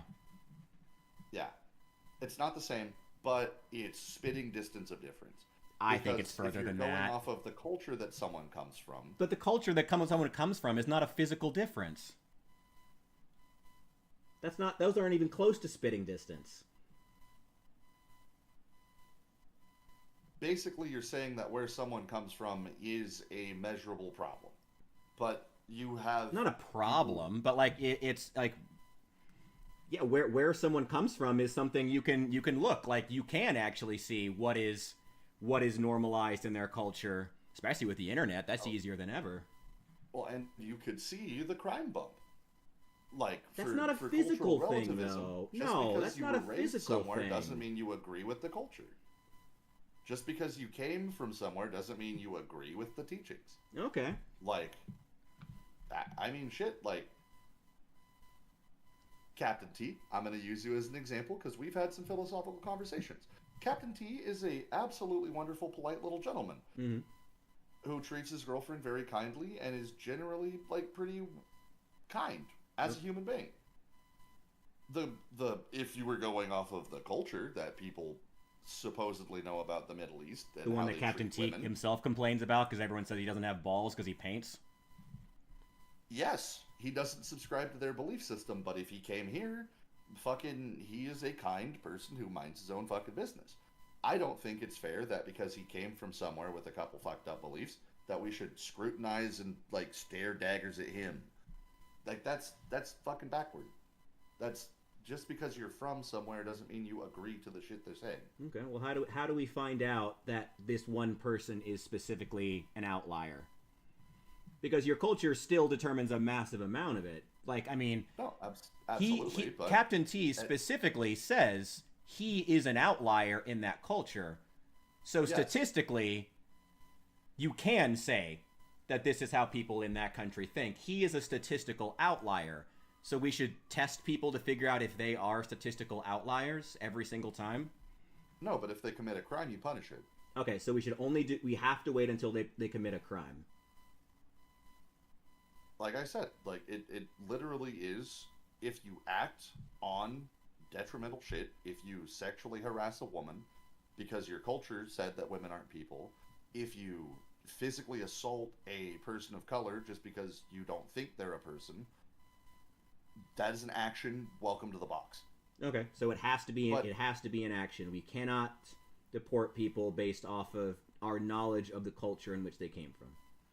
But if you want to have an argument and you come forward and you're like, I don't think women are people, and let's have that conversation so we can prove you wrong and show you through a conversation like that belief is kind of fucked. Mm-hmm. And God forbid they have some points, that would be crazy, but eventually the conversation should, if it's logically sound, go to women are people. Because they're people. Like, that physically presenting human body, sentient thoughts, behaviors, actions. Woman is a person. I kind of want to leave this guy, like, halfway painted. I don't know, something about it. That musculature. I kind of like that look, too, but is the yellow his musculature, or is it his, like, war paint? No, it's the actual skin. Gotcha. Meant to provide that good contrast with the green. He's got that reverse vitiligo. Anyway, I'm sorry. And no, like, Bishop, same deal. Like, a lot of people think that Americans are fat, stupid, and lazy. They do. Until they meet Americans, and, you know, some of us are pretty goddamn fat, but we're not stupid or lazy. A decent chunk of us are pretty well educated. Yeah. But, you know, you see the TikToks and you see the people on the streets of fucking, like, goddamn Mardi Gras, Florida, and you're not presenting the best that humanity has to offer. Yep. People who can't even tell you what the fucking capital of their own state is. Like, it becomes an issue of, like, I don't think that the government should control thoughts. Okay. Think police bad. But, like, action police pretty good. Because if you pull a, like, knife and you stab somebody because you don't think they're a human, guess what? You gotta go to the box and go get fucking psychological help. Mm-hmm. Or, I guess, cultural help in that case. Let's get you integrated into society. And show you, like, yo, hey, like, that's fucked, and, like, this is why. Alright. So if you know, I mean, I guess what it comes down to, is ultimately, like, if you have, you know, provable if you know statistically someone is likely to think of something, because obviously you don't know everybody's thoughts. The government can't, I can't, you can't, no one knows people's thoughts. Yeah. Not even ChatGPT, not even the dark magics. But if you can even if you can provably say this person was a gang member, they say that they have repented, but likely that they haven't for a various reason. Maybe there's been a string of crimes in their area and you're fairly certain it's them, but you can't prove it. You don't have proof of an action. You only have, maybe they've been handing out pro-gang pamphlets or some shit. You get what I mean? There's evidence that someone is, thinks something, but they haven't put an action yet. The government cannot get proactive on that. You as a actually, let's stick with that for right now. The government cannot get proactive on that and say you have to go to the box because you're not, because what you're doing is wrong. You have to actually commit a murder. You have to commit drug dealing before we can say we know that you engage, that you approve of drug dealing. So actually, you did say something fascinating there, which is like handing out pro-gang pamphlets. That is an actionable offense. Interesting. You are taking Okay. actions and encouraging people to take a course of action. You are trying to persuade them to behave and act in a particular behavioral pattern. Okay. It's the same reason you can't pass out pamphlets about you should kill this president, or you should kill this color of people, or like women aren't human pamphlets, because that's actionable. You are taking an action to try to persuade people to do something bad. Okay. But I'll take it a step back. The person is a gang member. They've claimed to be reformed. There is a chain of crimes happening in their neighborhoods. It's not unreasonable to take a quick look at them and go, "This fucking you, dude." Mm-hmm. But at that point, you up security. You make sure that like cameras and necessary like police or whatever resources are available. You throw it that way. You double check and make sure that it's under watch. Bishop, you better not be handing those out. Bishop. But, like, you know, in that example, if you up the security, if you install security cameras, if you help the private citizen maintain their self-defense, the next time that somebody breaks in and there's a camera that catches his face, or the owner, you know, defends himself because he doesn't know if it's an armed person, pop, that guy's fucking dead. Mm-hmm. And if it's him, well, he should have fucking learned. If he's not dead, now he's a liar, and now you know you can't trust him. To the box. Interesting. Okay. I mean, I gotta be honest, I found it interesting that you would still put them in jail for the pamphlets, because I think handing out that I would go back to like I guess it goes back to the free speech issue, which isn't really super relevant, but I don't know. I don't think they should go to jail for handing out pamphlets saying this is why you should hate women. People do that online all the time, and usually they're idiots. I think it's a case of let someone show what an idiot they are. Well, so, like, hating women, no, but, like, murder women, yes. I would absolutely say that's an actionable... Yeah, that's like, the yelling fire in the movie theater. Yeah, it's that. The yelling fire in the movie theater, handing out, like, assassinate these people at this church. Bad. Very bad, no box. But, like, this church is a bunch of cunts, and here's, like, a thesis of why is Martin Luther. Like, 95 theses of why the Catholic Church is cringe as fuck. I got 95 theses, but the Pope ain't one. I love that. There's a song. That's a song on YouTube. There was some theology major who made it. I remember seeing it in history class. It's fucking great. Highly recommend. Funny. Hold on, I'm gonna have to look that shit up. It's 95 theses, but the Pope ain't one. Yeah. 95 Theses rap. Oh my god, hold on. And it has a music video? Oh yeah. Holy Dude, my history shit. class was dope. Okay. I'm posting this shit in the content suggestions. Or no, I'm posting it in music. Hell yeah. For anybody else who wants to watch this. Hell yeah. Who needs the Pope when you have a bishop? We have several. We have a lot of bishops in America. A lot of them now. You gotta be careful, Bishop. You might be, oh yeah, the Bishop. I mean, the current Pope is a Midwesterner. We might have something in common with him. I think you're technically in the South. I think. I vaguely only know where you are. I think you might be crossing to the South, not the Midwest, but the Pope is pretty culturally close to us. So, hey, we might get along with him. Go. scar. Go get the little squiggle.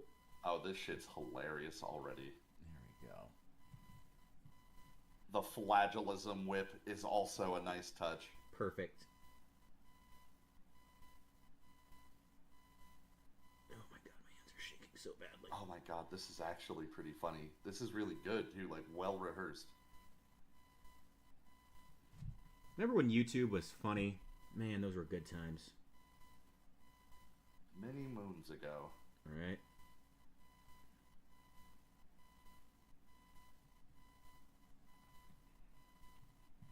Alright. I like the historically accurate, like, printing press, too. I mean, if you're a theology major, you probably got access. May as well make use of it. Post a Plato rap song to join in the fun. Please do. If you fucking drop a rap about the fucking allegory of the cave, I will lose my mind. Yeah, may as well, I guess. I mean, I lost my black card years ago. Well, try to earn it back. You gotta drop a rap. Alright. Any other issues? I was just gonna move on to point two, if you were... Arguments? Yeah. Yeah. When a being's actions cause harm or instability, the logical priority is mitigation with minimal loss of value. I agree with that. I agree with that wholeheartedly, actually, with point A. Restorative engagement conserves resources and knowledge, whereas destruction eliminates potential for reform and reduces systemic diversity. Containment is justified only when harm is otherwise unavoidable, and even then, must preserve the possibility of reintegration. Now, does that include setting booby traps that are lethal for thieves inside of your house? The Tannerite, Roombas, and I refuse to acknowledge this. However, currently we don't allow people to do that. I don't have Roombas full of Tannerite. What a Funny shame. as that would fucking be. But, like, lethal traps? Generally, yeah. Like, you're not allowed to have those... You're not even allowed to have non-lethal traps set up in your house. Really? Yep, that is against the law in, I think, every single jurisdiction. Mostly because if you need to be fair, criminals aren't exactly paying attention to the law, but law-abiding citizens, if for some reason the police need to investigate your home for some other crime that you could be related to or somebody might be using you as an alias for, if they try to go into your home and get whipped in the face by some Home Alone bullshit, or shot in the head, guess what? Now you're a criminal. Yep. You've assaulted or murdered an officer, depending on the severity of the trap. Yeah, not great. Hello there, Broccoli, who is muted currently. Oh, is that in your Discord? Oh, that's Al. Hello. Oh, hey. Welcome in. We're talking some philosophy here. Yeah, I didn't mean to crash the party on such a heavy topic.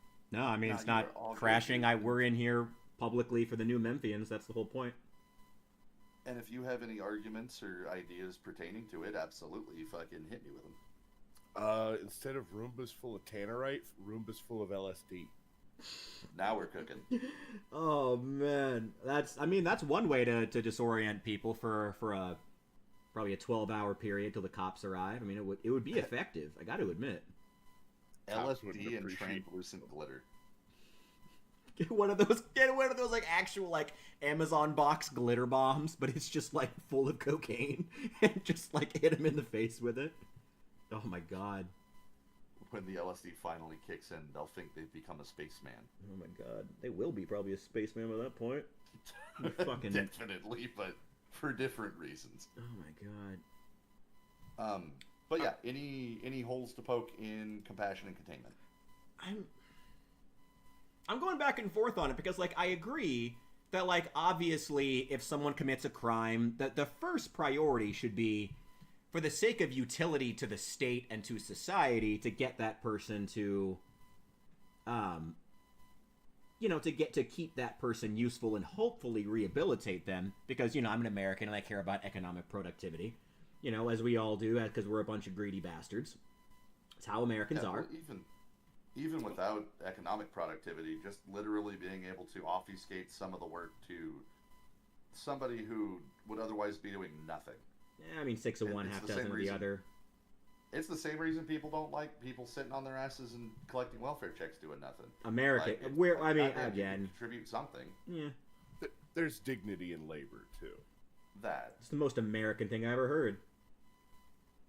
Well, even in like communist countries, like working toward the greater good, it instills a level of like dignity and like responsibility to the people, like to the people that you're around in your community. Yeah, but communist countries tend to also have really, really nasty prisons that are more about torturing than about actual productivity. It's always been the irony of communism. Yep. It's the most human system up until it's time to be human. Mm-hmm. Then, gulag. Then you die in Siberia in the cold. Oh, wait. Oh, my God. Wait. Sorry. Totally unrelated, but hilarious. Example, did you guys hear about the woman from Illinois who's running for Miami governor? Wait, what? Yeah, there's a woman from Illinois who is a socialist. She's running as a Democratic socialist in Miami, which has a large Cuban population, if you didn't know, down in Miami-Dade County. And she has specifically in the news talked about her explicit love for Fidel Castro, looking at him as an icon in a full of Cubans. I maintain my honey. Yep. Incredible. Illinoisans. I had heard rumors that the youngest generation of Cubans are starting to round the corner on Fidel Castro types because they were getting further away from the event. They didn't see Batista's rise and all that shit. Yeah, it's happening in a couple of different countries. I've heard that South Africa is having something similar with apartheid, actually. Not that let's start look back on it positively, but it's seen as a time of stability, if nothing else. You know? Strong leadership. I'm not defending apartheid, to be clear here, but... I'm more bothered that she's running for office out of state. That just seems fishy. She's lived there for, I think 2 years, which isn't even an entire governor's cycle, or a mayor's cycle down there. It's fucking wild. She knows what she's about. She's just trying to be like, oh, hey, vote for me while you don't know me. Yeah, I mean, Illinoisans, she'd probably just steal half the fucking budget. It's okay, I can say that. She's bringing it back for Pritzker. Probably. I mean, honestly. Never elect an Illinoisan, not even in Illinois. But yeah, do you genuinely any other criticisms and critiques for number? Oh yeah, I'm sorry, I got totally off track. I mean, it was She have an OF is fucking crazy. Oh my god. Because honestly, with liberal politicians, maybe. Ugh. I mean, the only thing I would say about point 2 is, I mean, at what point is... I guess we would have to have a debate, maybe in, a legal sense of, at what point does that utility end up? Is there a point at which you should just execute them? Is there a point at which their utility is no longer worth it and you should just be rid of them? And does that point exist, and should you, at that point, execute them, which is the most efficient option because you don't have to feed or house them, or is there an ethical responsibility to continue their life?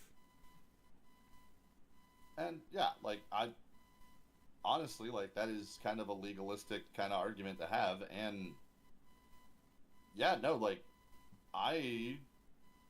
I'm personally of the mindset that if somebody is, well, okay, I genuinely don't know if Charles Manson is actually just that batshit crazy or really just could not have found less of a fuck to give. I don't know if he's just broken or he just really, really, really wanted to murder a bunch of people. Yeah, it could be both. Yeah, the coin is 50-50 and he flipped it anyway. Mm-hmm. But... I mean, do you think there's a point at which you should just, people no longer have utility? Or the state should give up on trying to find utility for them? And shit, kind of to some extent, like, it's kind of to some extent. Weak sauce, man. Well, come on. Like, I'm trying to, while I'm wording it, I'm using placeholders to give myself a little breathing room while I actually get the answer I want to give. Okay. Which is, to a lesser extent, I would make the argument that if you give them the opportunity to participate and they say no, you give them the opportunity to contribute and they say no, you give them the opportunity to try to reform and they say no, they have made a series of conscientious decisions where they could have chosen literally anything to be welcomed and participatory, and they chose no. So you no longer owe them a right to that mercy and kindness. Are we getting into the ethics of, like, the 3 strikes rule certain states have? Something honestly, like that. I think the 3 strikes thing is kind of fucking stupid too, but like... But I mean, like generally, he's on the right track of, like, is there a point at which you give up on people? Yeah, like, and I would say that, like, if it is I don't want to get hung up on the 3 strikes thing because I'm a Californian and I will fucking complain about that forever. Yeah, just generally, like, is there a point at which you give up on people? If you boost 3 cars, you're screwed. Whereas in my malformed morals, be like, well, stealing cars, someone could be on a run of bad shit, and maybe they could pull out of it. Yeah, I mean, hey, it's Ohio. What's a stolen catalytic converter between friends? Man, come on. Jeez. It's the Rust Belt. It's the Rust Belt. You got to do something about it. But no, like, and kind of that, like, it is a almost dedication to being a shitter that puts somebody at a point where they are unrehabilitatable. Boy, you are just, like, walking miles beating around this bush. Well, and I'm not trying to beat around the bush, but I am trying to get to like, if you give somebody every opportunity to reform, to contribute, to be a meaningful member of society. Yep. And they basically spend every opportunity you have telling you do you to give fuck up on off. them?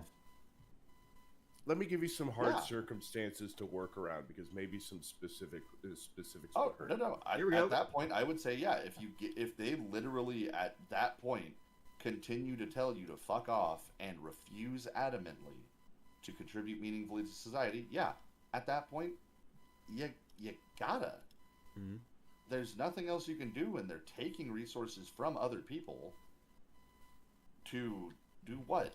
Be an ass? I will say, I find it really interesting that you take such a utilitarian view on this as opposed to a moralistic one. I'm not saying that to, like, make any kind of argument genuinely. I'm kind of surprised, given your personal ethics as, you know, our kind of token California liberal, which is true and not true, but I do find it funny that you're not taking a moralistic argument, but instead of an extremely utilitarian one. I find that very interesting. Yeah, like I said, just because you're from somewhere doesn't mean you ascribe to their bullshit.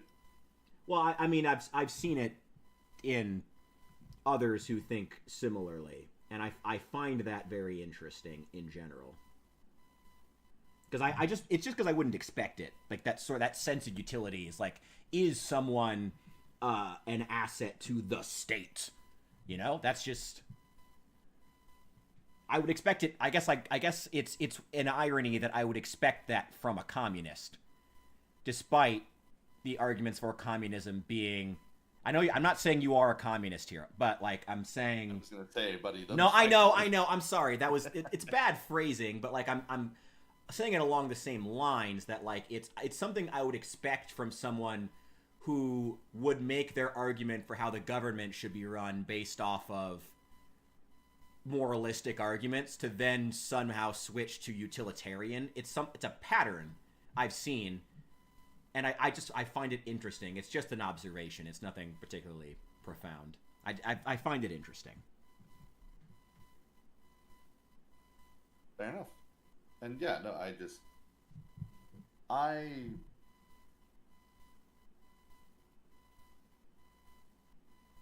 I don't have a better way to phrase it than, like, I see what does and does not work in my state, and I really just kind of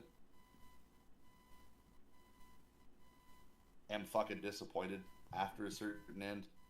Like, there are a lot of really good things about California. Like, we no doubt are one of the largest fucking economies in the world for a reason. Yeah, you're still like number 4, right? Like ahead of you just crossed Japan. Like Jesus. Yeah.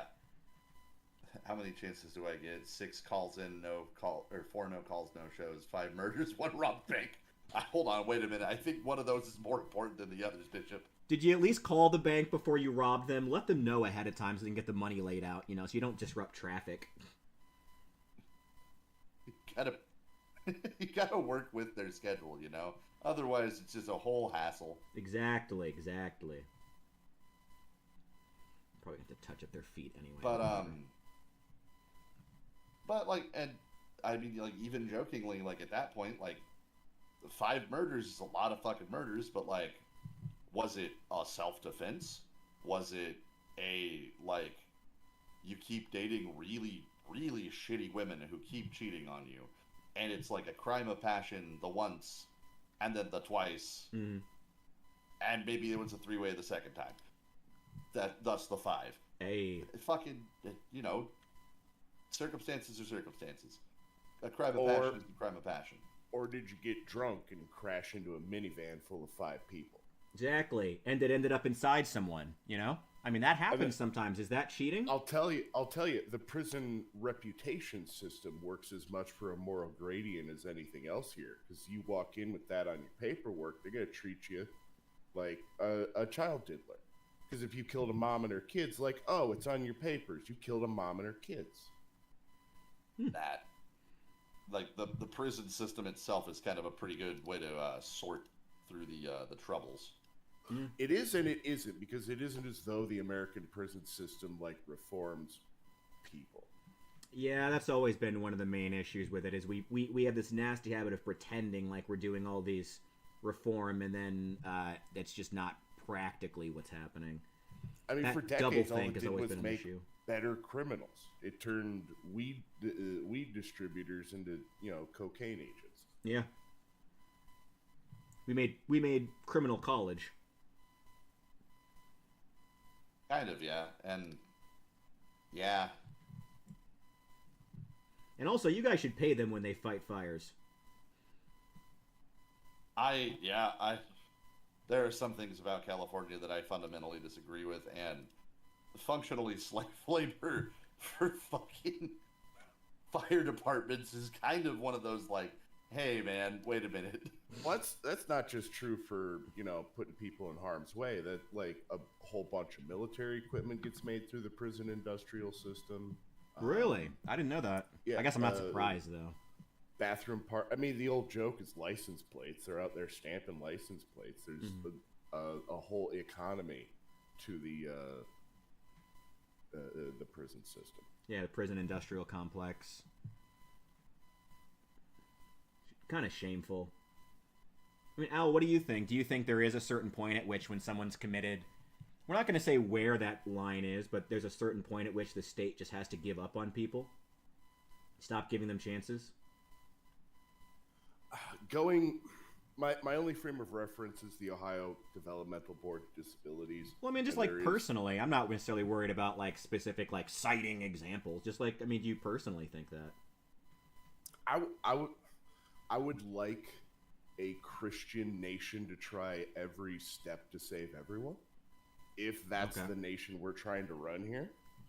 That being said... Well, we could have a debate about whether or not that's the nation we're trying to run here, but we'll go with it for right now.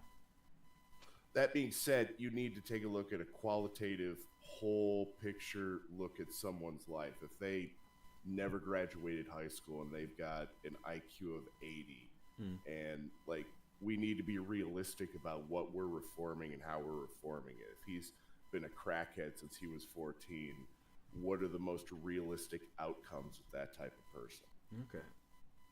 So you also think that it should be based on their potential utility to the state? What, like, where that line should be based on how theoretically useful they could be? I mean, if going on the reverse of the example you just gave, as opposed to a crackhead. I mean, if they were an engineer before they started robbing banks, should they be given more chances? I don't know.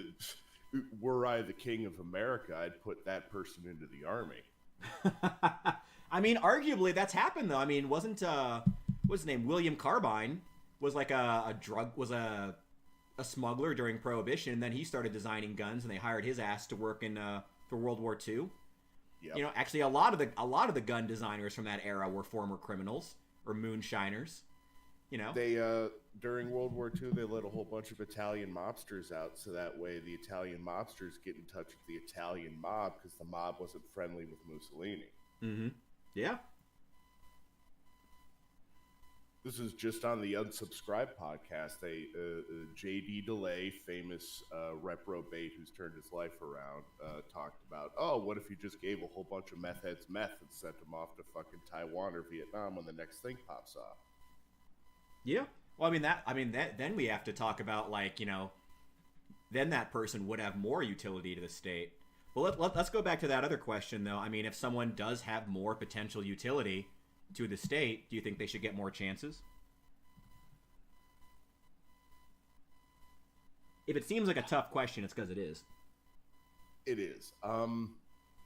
No, I do think it comes down to intent and severity of the crime, which you need a team of professionals like to really evaluate that on a appeals board. I think that's consistent with a Christian nation. I don't think that if and again, we could debate whether or not that's what we should be running, but if that's your frame of reference, I think that would be consistent, because obviously, you know, Jesus did not have a lot of good things to say about wealthy and powerful men.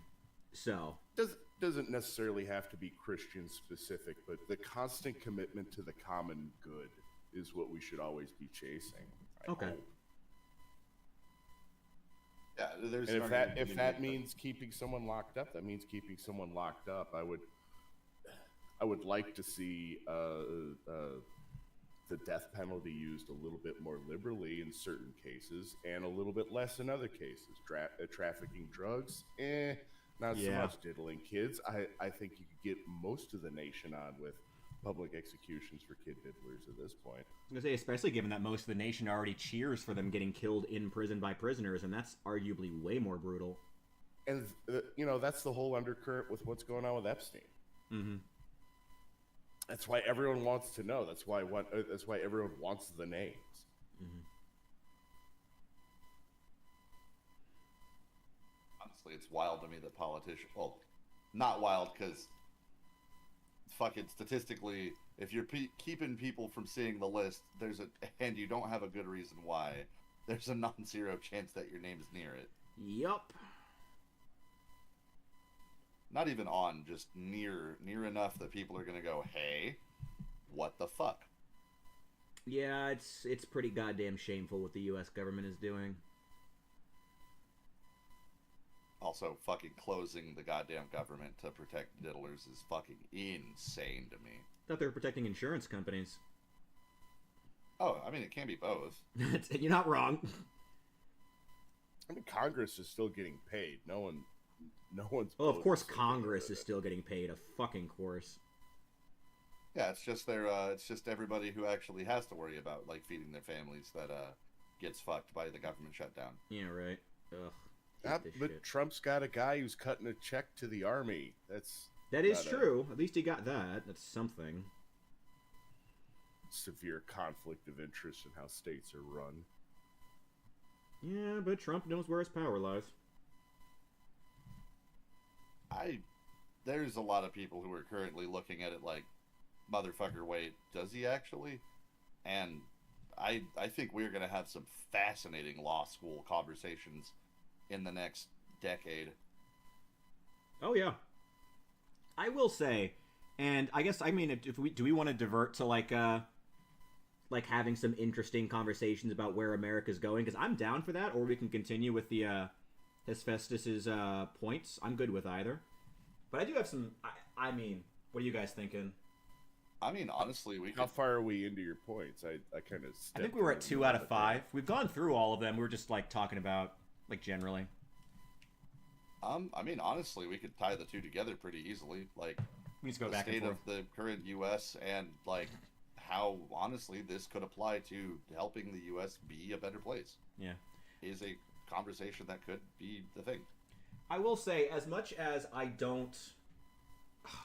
have a personal distaste for Trump, I do think that there is an argument that a lot of what he is pushing, while distasteful, is in line with America looking back historically, as far as the, for example, the refocus on the Western Hemisphere and defocus on the old world, which you guys know. I mean, you've been around with the channel for a while. I am a vocal supporter of Ukraine, so I personally despise that, but it is in line with American skepticism of getting involved in European wars historically. And I think that there's an argument for that, more so than is willing to be admitted by a lot of political pundits in politics today. And that is the closest I will get to a defense of Trump in any way, shape, or form. You know, I can't agree with that. Historically, the United States has been very isolationist. Like, it was a huge issue for even getting people to, like, buck the fuck up and help in World War II. Yeah. Is there were enough people who were like, okay, if they can't fucking get that Hitler guy in check, then why should we? Why do we have to give a shit? Until Pearl Harbor, and then everybody went, well, they asked for it, drop the sun. Yeah. Well, I mean, up until then, America did what America did best. Stay quiet, allegedly neutral, and sell weapons to both sides. Yeah. You want to talk about American historical policy. Yeah. America. God damn. I do want to make a point that what America's relationship with Europe has shifted very slowly, and it was the Marshall Plan and the rebuilding of World War II that fundamentally changed Europe from what it was then, the creature that Europe was when America was founded. Because when America was founded, Europe was just a hotbed of politics and war for 400, 500 years, like 7 years war. Like, we just list off all the many European death waves and conflicts up until that point. Even World War One spiraled completely out of hand due to the European continental contract system. Honestly, you're absolutely right. I mean, we talk about the funny mustache man as the end-all, be-all of single European men who tried to take over the entire continent, but Napoleon wasn't even that far or that much earlier than him. It was literally like every other Tuesday for Europe, yeah. Yeah. The shadow of it remains in so much as it's in the background of what Russia believes about the west of Europe. That's why they want warm water ports. That's why they think the King of England runs the fucking Illuminati. Mm-hmm. They've got their own hatred that goes way, way back. Claims that Ukraine was a state engineered by the British in the 1700s. Yeah. I couldn't exactly. I don't have the whole history of Europe committed to memory like a good American. But yeah, the era of European peace was something that Americans built very specifically. So I guess that kind of begs the question: is like, should we stay involved, or should we say, fuck it? No, y'all got to sort out your own problems, knowing that could very well lead to a war, or it could lead to greater European independence and the ability for them to actually, get their shit together, and actually support Ukraine on their own. I mean, as much as, again, I hate seeing Trump pull away from Ukraine, my God, like, the European countries only just now stopped buying Russian gas. Y'all were funding the goddamn war while demanding America to keep giving payments to Ukraine. Like, that was some bullshit the whole time that Biden was in office. That was some goddamn bullshit. Like, yeah, I bear little respect for European politicians for any of that shit. That was... yeah. As spineless as it was fucking vapid. Like... The hope was the economic ties between Moscow and fucking Hamburg or London would. The idea has always been that if there's trade, there isn't war. Mm-hmm. But obviously, that all fucking fell apart because Europe is that hotbed, and it remains so to this day, whether we like it or not. And it's like, should we keep getting involved in this crap? Sucks. I don't know. Yeah, it's a tough question. I to tie it back to my my principles. Please do. I honest to fucking God, I'd say that like part of these principles does kind of shit on the whole Russian like oligarchical conquest. Because if the intention of like sovereign sentient life is to like maintain autonomy, then if the Ukrainians want to be fucking Ukrainians, you let them. Yeah. But it also goes back to the sense that... Do we allow Karelia to break off from Finland? How far do we chase that down? Oh, yeah. Do we allow Transnistria to break off from Moldova? Do we allow the current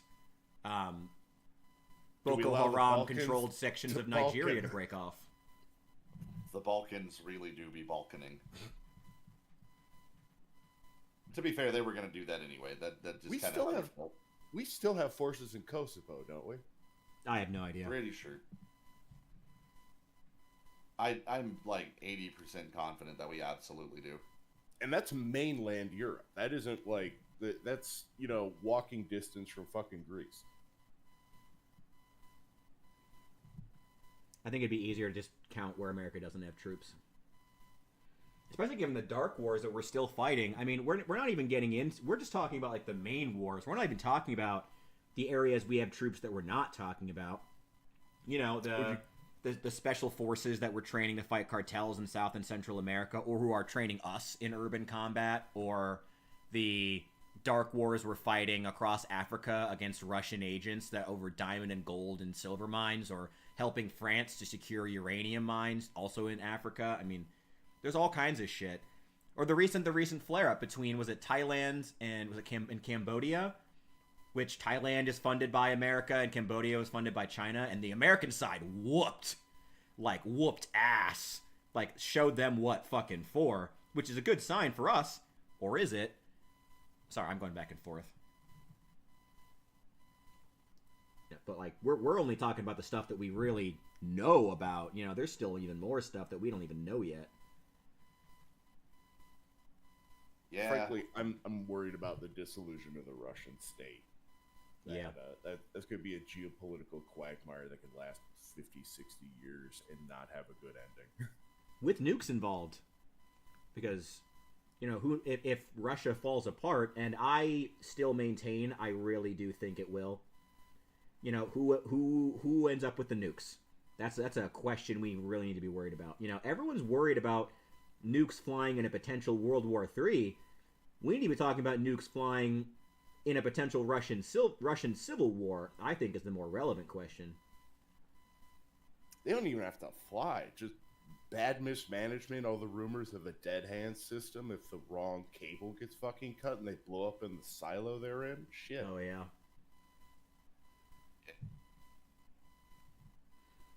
We literally do be living in very interesting times.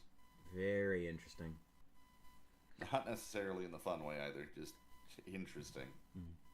Oh, I remember what I was going to say. Yeah, Hephaestus. I was saying, though, because the Ukrainian-Russian war currently happening is so based on identity, with the Russians positing specifically that the Eastern Bloc would be more peaceful if the Ukrainians simply... Like, literally what Russia is saying is that less diversity is good. But are they entitled to that diversity of thought? And are they entitled to that disagreement that the Ukrainians should just be Russian? Are they entitled to believe there should be less diversity, using the argument of diversity of thought is good? Well, and so, let's measure it to the system. Because you have... Oh, wait, hold on. Fucking cow. No, get back over here, you son of a bitch. You motherfuckers, a lot of you. Sorry, I'm playing Necessity, and I just had some cows escape my agricultural district. Damn cows. Your grot's looking sharp, by the way. Thank you very much. I think this yellow is turning out quite well. That I really cannot state how much of a breakthrough it was when I just stopped using black or gray washes and started going into like blues, purples. Oh, such a game changer. Yeah, no, these guys are actually looking phenomenal, man. Thank you. I went up to my local 40K store just to price out a few Necron units. $200 for a monolith, a Necron monolith price. Jesus. Ugh. Holy shit. You want to hear something really crazy? There's a game store pretty close to me that's still trying to ask for $170 for a Dominion box from Age of Sigmar. I'm like, that shit is like 3 years old and it didn't sell at the time. Like, what are you doing, man? What are you doing? Sorry, didn't mean to throw Russia. Yeah. Never apologize for bringing up 40K. For Russia, for like that particular line of thinking, like I would say that Russia, no, like that arguing in favor of their own dominion of a people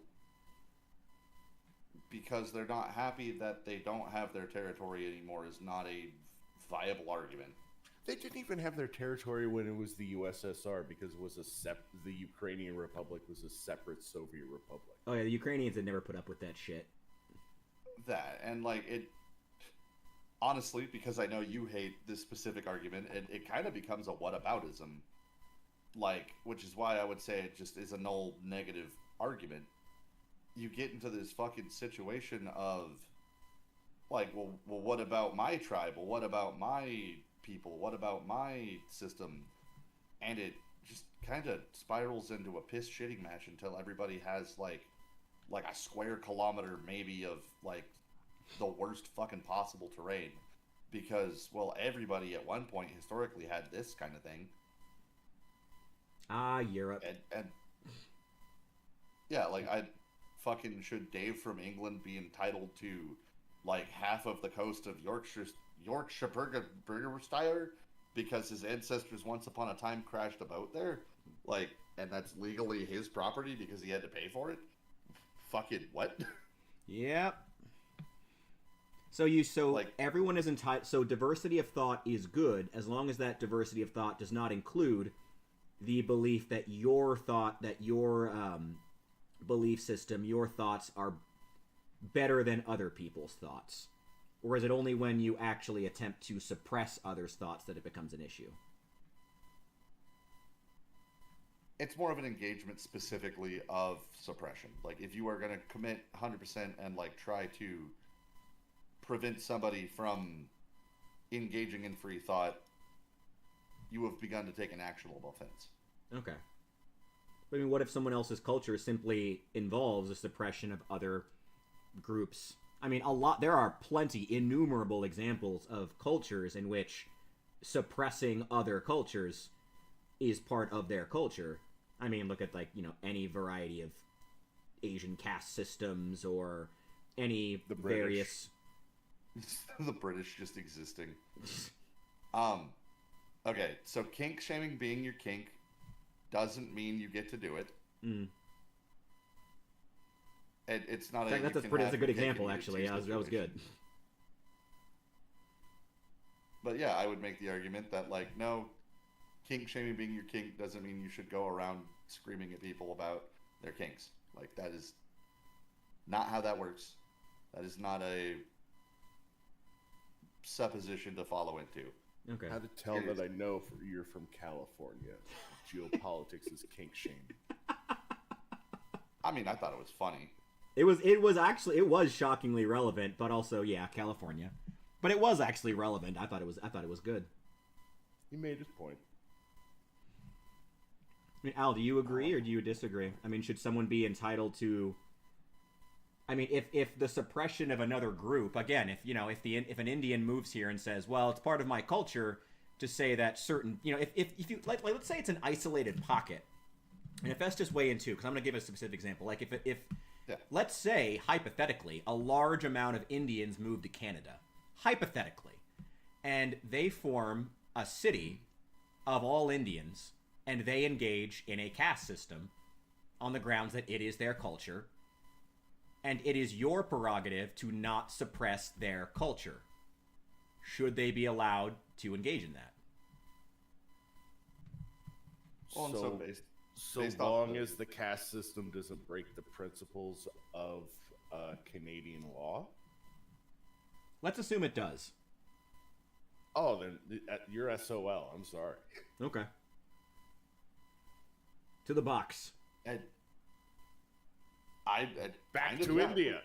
So, like, I maintain if the laws of the sovereign land are following my principles, and they come in and go, okay, yeah, women aren't people where we live. That's just our cultural relevance. Let's take women out of it, because I feel like and not that it's a bad example, but I feel like it can get a little too easy and morally if we use women as an example. Incredibly nation specific. Then the Inuits aren't people.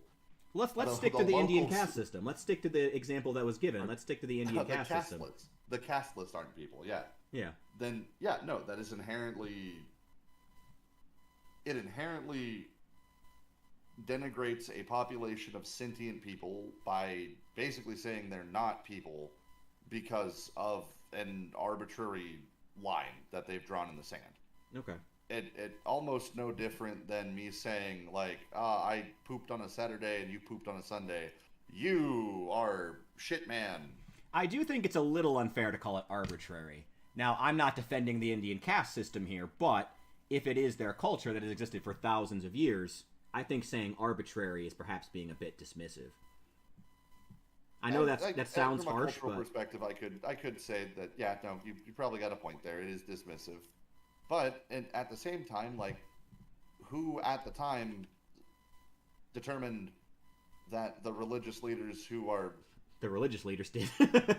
Yeah, they can practice the caste system all they want. People are allowed to LARP. It's just whether it has any legal or social weight.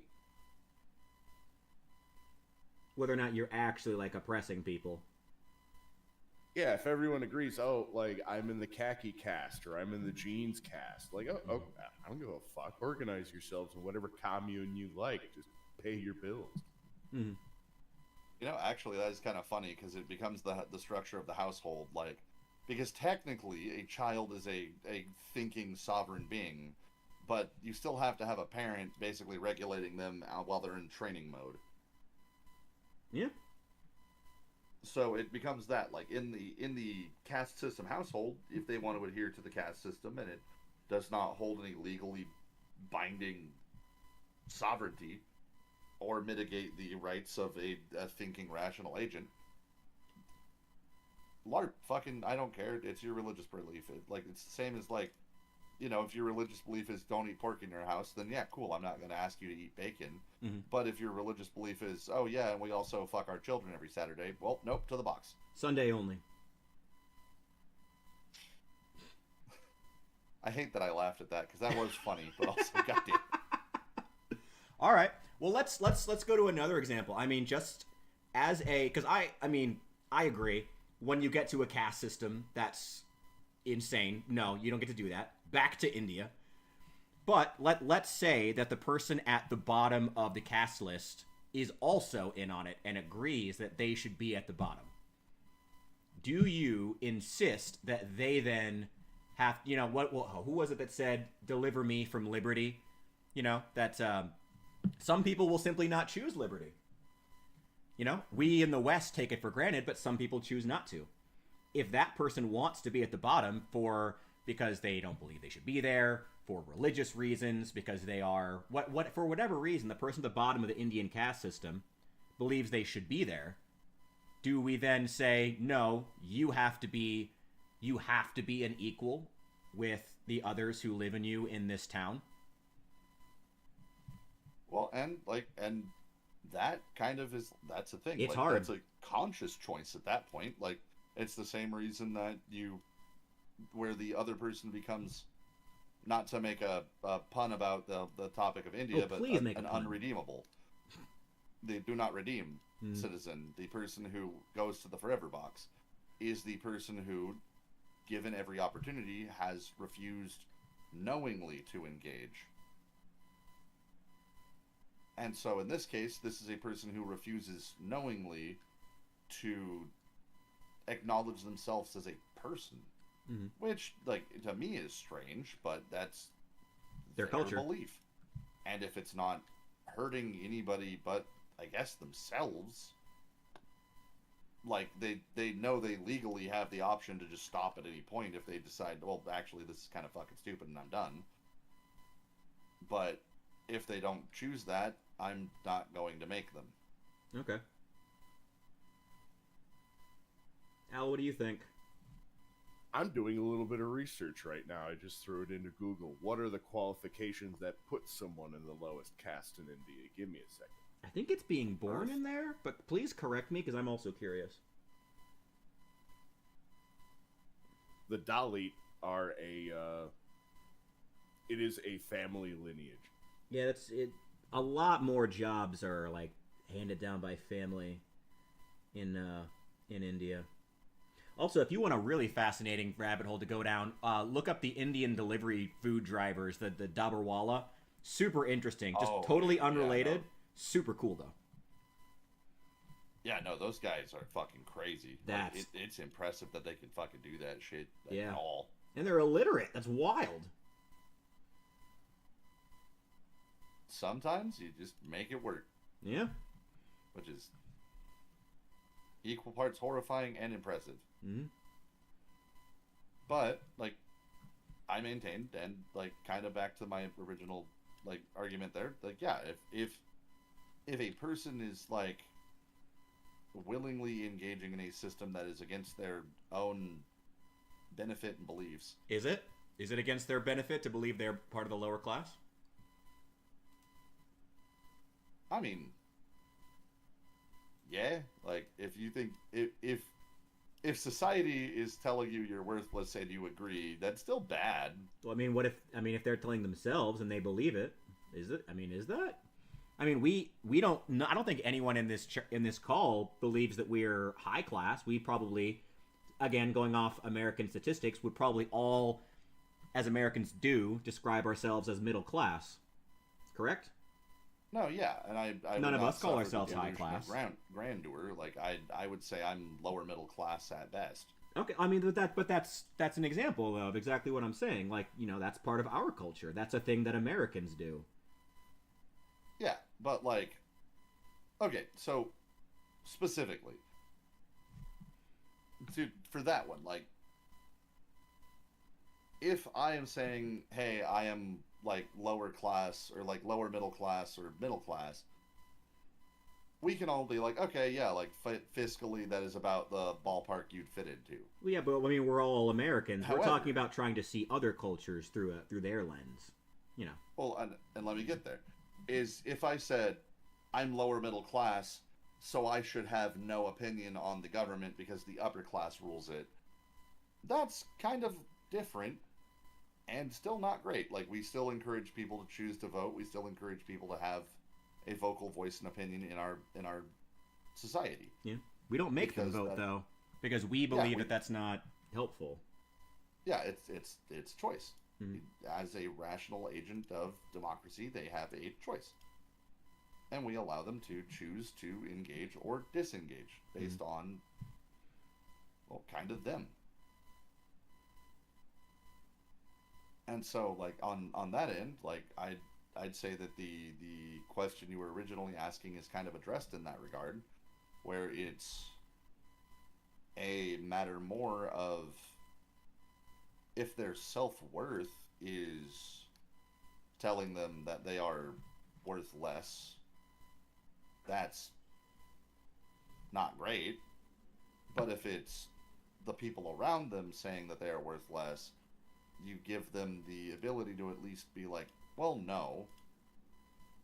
I mean, how do we determine that, though?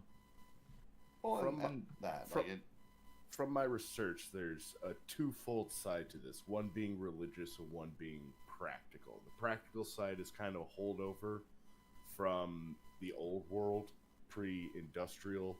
So a lot of the people in the Dalit class would be leather workers, animal disposers, and basically anyone in the plumbing industry, anyone doing sanitation work. Lovely. It was considered impure to the higher class Hindus because the nature of their work was unclean. Leave it to India to shame people who clean the toilets. Leave it to India to shame the sanitation workers. Yes. I'm sorry. That's so... Oh, is that racist? Oh, it might be. Oh, man. Sorry, I feel like my Indian friends would laugh at that, too. Oh, That's man. actually low-key fucking fascinating. Holy shit, wow. So if suddenly there's a groundswell in the West for us to start defunding the pipe fitters union and send them back to the dregs of, I don't know, Kentucky, where they belong, be a total social shift. Yeah. I mean, and I guess that kind of brings up an interesting point because, I mean, up until it's been in the last 10 years, one of the specific goals of Modi's administration has been to stop Indians from, it's not a joke, it's just factual, has been to stop Indians en masse from free pooping. Like, that has explicitly been a goal of the current Prime Minister's administration for many years.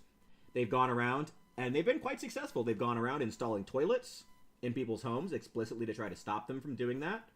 On the beaches, and sometimes in the streets, and often in public. And it's sort of seen to some regard as like a right of being lower class that you don't have to give a shit about free pooping. And so it goes back to that argument of deliver me from liberty. You know, as best as it feels like you're kind of making it feels like, and push back if I'm wrong, you kind of make the argument that this person is oppressed without knowing it, but perhaps from their perspective, their ability to free poop is their right, and you're actually oppressing them by saying, no, you have to be middle class and install a toilet. And that's been one of the pushbacks that Narendra Modi has gotten, among others. There's been plenty of really valid criticism, but that has been one of them. Deliver me from liberty. I will free poop if I goddamn want to. I mean, does that change your mind at all? At that point, do you think that those people's rights to be lower class is that their right? Should that be respected if they want to remain lower class so they can poop freely? Something wild? I have an argument for this. Okay, so when a being's actions cause harm or instability, the logical priority is mitigation without minimal loss of value. Okay. Shitting in the streets is unsanitary. It causes disease. It attracts insects, which can also contribute to disease and a lower quality of life. This is just a scientific fact. Now, okay, but like you're right, and I know you're right, but culturally, in certain parts of India, it's not seen that way, and science isn't really the mitigating factor there. I mean, there's a reason the Ganges is the most polluted river in the world, because that's just explicitly not believed. So, well, I mean, I don't think that science should actually be the standard there, because that's just not what people go off of. Well, and science, we'll take a step away from science. We'll just go observable, reasonable facts. Yeah, I mean, the Ganges is factually like the most polluted river in the world. Yeah, it's the most polluted river in the world because of other fucking reasons, but the free pooping is a big one. Only until recently was the Thames in England. Remember, England shat in their river for just as long as India did. Yeah. That, like, convenient bodies of water in which to shit in is a historical need of the human body. Mm-hmm. However, the argument I'm getting to, logically, like, just by common sense alone, you could say that providing a bunch of poop in the middle of the street is going to attract bottom feeders, it's going to attract bugs, it's going to attract generally creatures that we view as filthy that contribute to disease. And some very kinky people. Or yes, very kinky people. if society at large is punished or given a detriment because of this, it is harmful to all of the people involved. So if you're going to get a bunch of people sick because you want to shit in the street, I'm going to warn you, like, hey, this is going to get people sick and this is going to be a problem. And if it hurts people and you shit in the streets, it becomes your problem. Continue if you really are willing to face that consequence. So you only think that people get sick and die because of the street shits, well, now your ass is going to jail for murder because you contributed to shitting in the street and getting those people sick. Okay. Now I will say, and I'm saying this because I know that you are not a fan of authoritarianism. Narendra Modi has been seen as authoritarian within India, in part due to him throwing in people in jail for telling Indians that they have to go to jail for pooping in the street, as their fathers did, as their fathers did, as their fathers did. Traditionalism is not a legal defense. God damn it, people. Yeah. I'm surprised that, like, especially in the hotbed of finance bro India, there hasn't been an economic answer to this, because you can harvest human waste for biogas. We're heading in that direction already. It's probably just sheer volume at this point, along with the fact that it's mixed with all kinds of industrial chemicals too. A few modifications to the modern septic tank, you could have not a lifetime, but a fairly long-lasting amount of, like, natural gas made from your own waste. I mean, it would still. I mean, even like installing that many septic tanks in a place that's as densely populated as India would be its own issue. And then, but like, it's just like, I mean, do you think it's authoritarian to tell people they have to live a certain way if that certain way is that they can't live is free pooping? Well, and so that's the argument I'd make, is like, if across the board you could look at it and go, okay, that hurts people. Okay, but like the actual culture itself doesn't see it that way. The people living in the shit, the people who bathe in the Ganges, and there's a lot of them, don't see it that way. That's their culture. Like, they don't see it that way. That's why I said, like, you're not wrong about the science, but like, the science is not the factor here. Well, and I'm going to say something a little hardcore. I think that, okay, you're going to deny the science and you're going to deny the evidence in front of you. Okay. When you get sick, you're not coming to the doctor. Okay. You don't want to contribute. So cool. You don't get the benefits of contribution. You are going to trust that shitting in the river is going to be good for your health because a belief way back yonder on the Chattahoochee said so. Okay.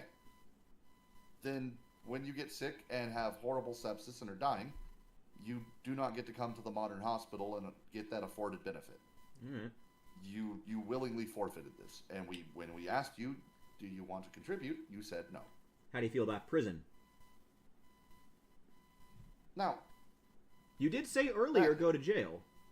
Yeah, and for that one specifically, yeah, that one's kind of a wild one, because, like, I didn't think I'd have to think about arresting people for street shitting. Yeah, right? This conversation has gone in some wild places, but man, I'm digging it. Yeah, like, this is philosophy. I kind of fuck with it, too.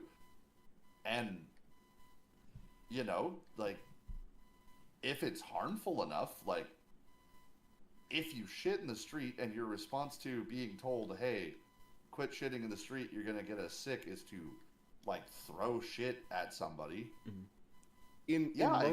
I guess, yeah, go to fucking prison. That's assault.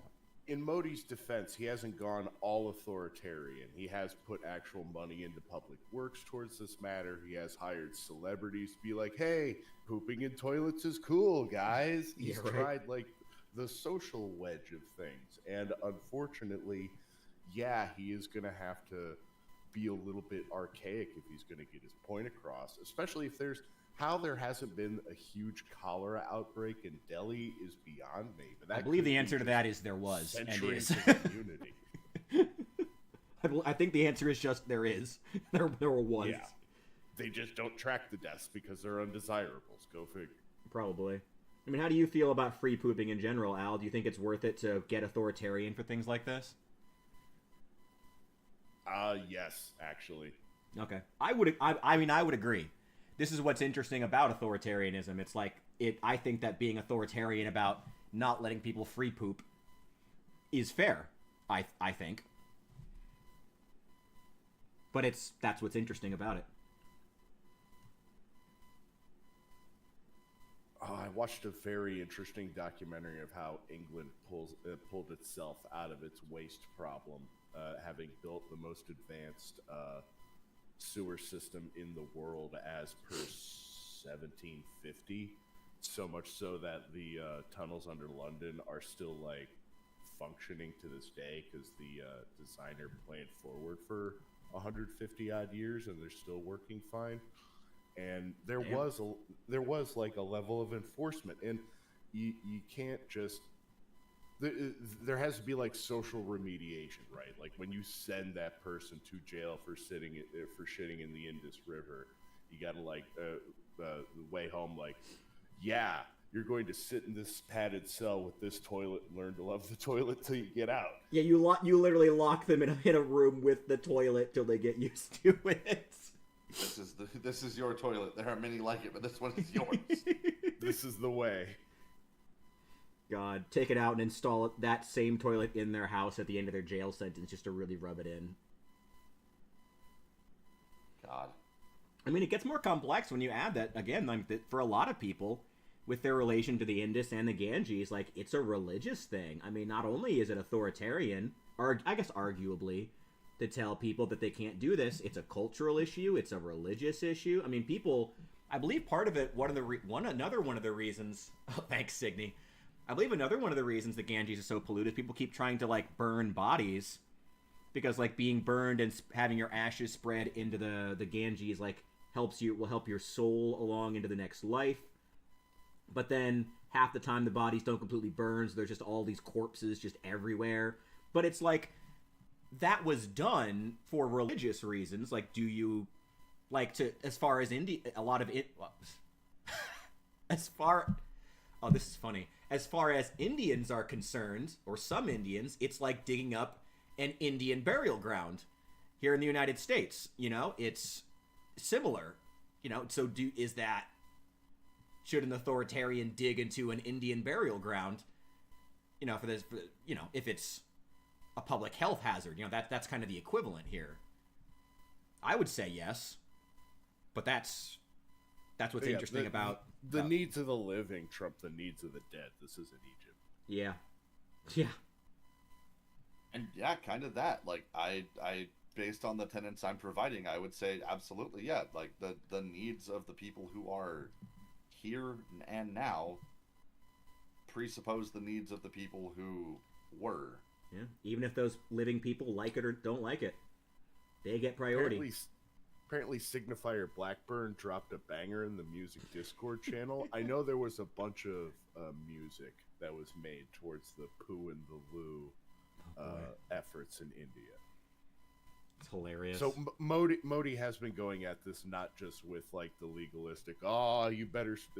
He's trying the nice way too. It's carrot and stick. Mm-hmm. That's the way good leaders go about it. I'm not saying Modi is necessarily a good leader, but that is how good leaders should go about it. You know, you try everything you can. You know, you make that the final option, but eventually you got to say, no, you can't burn your cousin and leave his decaying corpse on the side of the river. No, you have to go to jail for that. We have to actually enforce the law. Can't do that. Not just that. Apparently burning trash is a huge problem over there. Really? Well, actually, wait, I'm not surprised by that. Burning trash is a huge problem, like, everywhere. Even in Greece, they just don't. They've got to ship a whole bunch of garbage out of the fucking country because they just don't have anywhere to bury it. Lovely. This is a few years old information. The situation may have changed. This is probably like 5 years old information.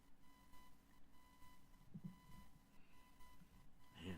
Well, I know that America and Canada, and honestly a lot of North America in general, just ships a lot of their garbage to South Asia in general, which makes it even worse because they get some kind of like a subsidy like a lot of e-waste ends up in Asia and has now been getting burned in like Philippines, Thailand, and where else? Like Cambodia. Like they've been getting a lot of American e-waste, and so like these piles Not of like just burned, mined.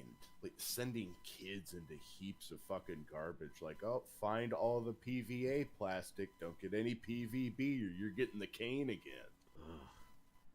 God. We live in some interesting times.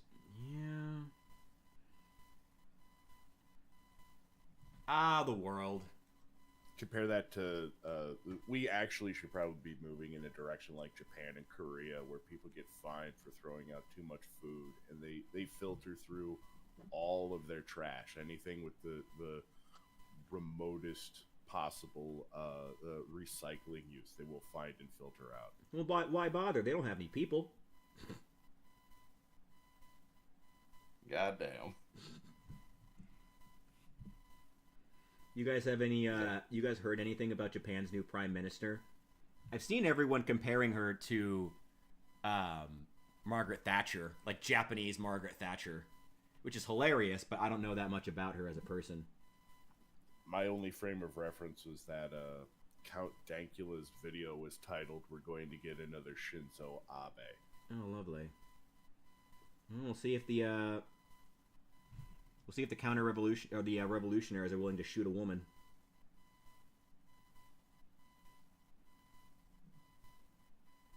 A fucking wild thing to have to consider. Yeah, I mean, politics. It's fun. What are the optics of shooting a woman publicly compared to an authoritarian man? Genuinely going to be a consideration. It didn't stop the IRA. Well, you're not wrong. Well, I mean, as far as Ireland's always been in a very interesting position. Oh, did you guys hear about the Ireland riots over immigration recently? That was like just two nights ago. They might even still be going on. Yeah, immigration is about to unite the fucking Protestants and Catholics. Right, like the fucking government the fucking government expected the IRA, and who's the Protestant version? Expected them to go to war, and then they just like declared a truce and were like, no, immigration is actually an Ireland issue, not like we're all pro country here. That was fucking hilarious. Oh my god, that's so wild. You get like the level of hatred that they had to really dive to get to, like the meme was for ages across all of Europe was, they live one town over, they're savages, barely even human. And now like it takes a flood of immigrants from the Middle East for Europeans to realize, hey, maybe this white thing does exist, because that's an American invention. There was no white in Europe until very recently. Yep, it's true. That's why I always preach caution about people trying to put American racial discrimination and like have that as like a filter on their of like the lens and how they see the world. Because we tend to do that, and there are plenty of examples, even just within continental Europe, of white people just fucking despising each other and not seeing one another as human. Plenty of examples. We still do it. Oh yeah. Oh yeah. Oh yeah. That's before you get into other issues like the the white people who genuinely have like, I don't know, I would describe them as minority mindsets, like the Jews and the Slavs. But that's a different conversation. Anyway, the Ireland riots have been really interesting to follow, and it's sad because it's like the same as with all the immigration stuff. I continue to have sympathy for people who are coming here seeking a better life for themselves, but it's like, I remember one of the wildest things was when the Irish court was shot down by an EU court because there was a lawsuit that was filed on behalf of some Irish law group where they were making their case to the EU basically that the housing crisis should qualify as a good reason to cease the continued import of immigrants and refugees. And the EU and a court in the fucking European Union told Ireland no, a housing crisis is not a good enough reason to stop taking in refugees.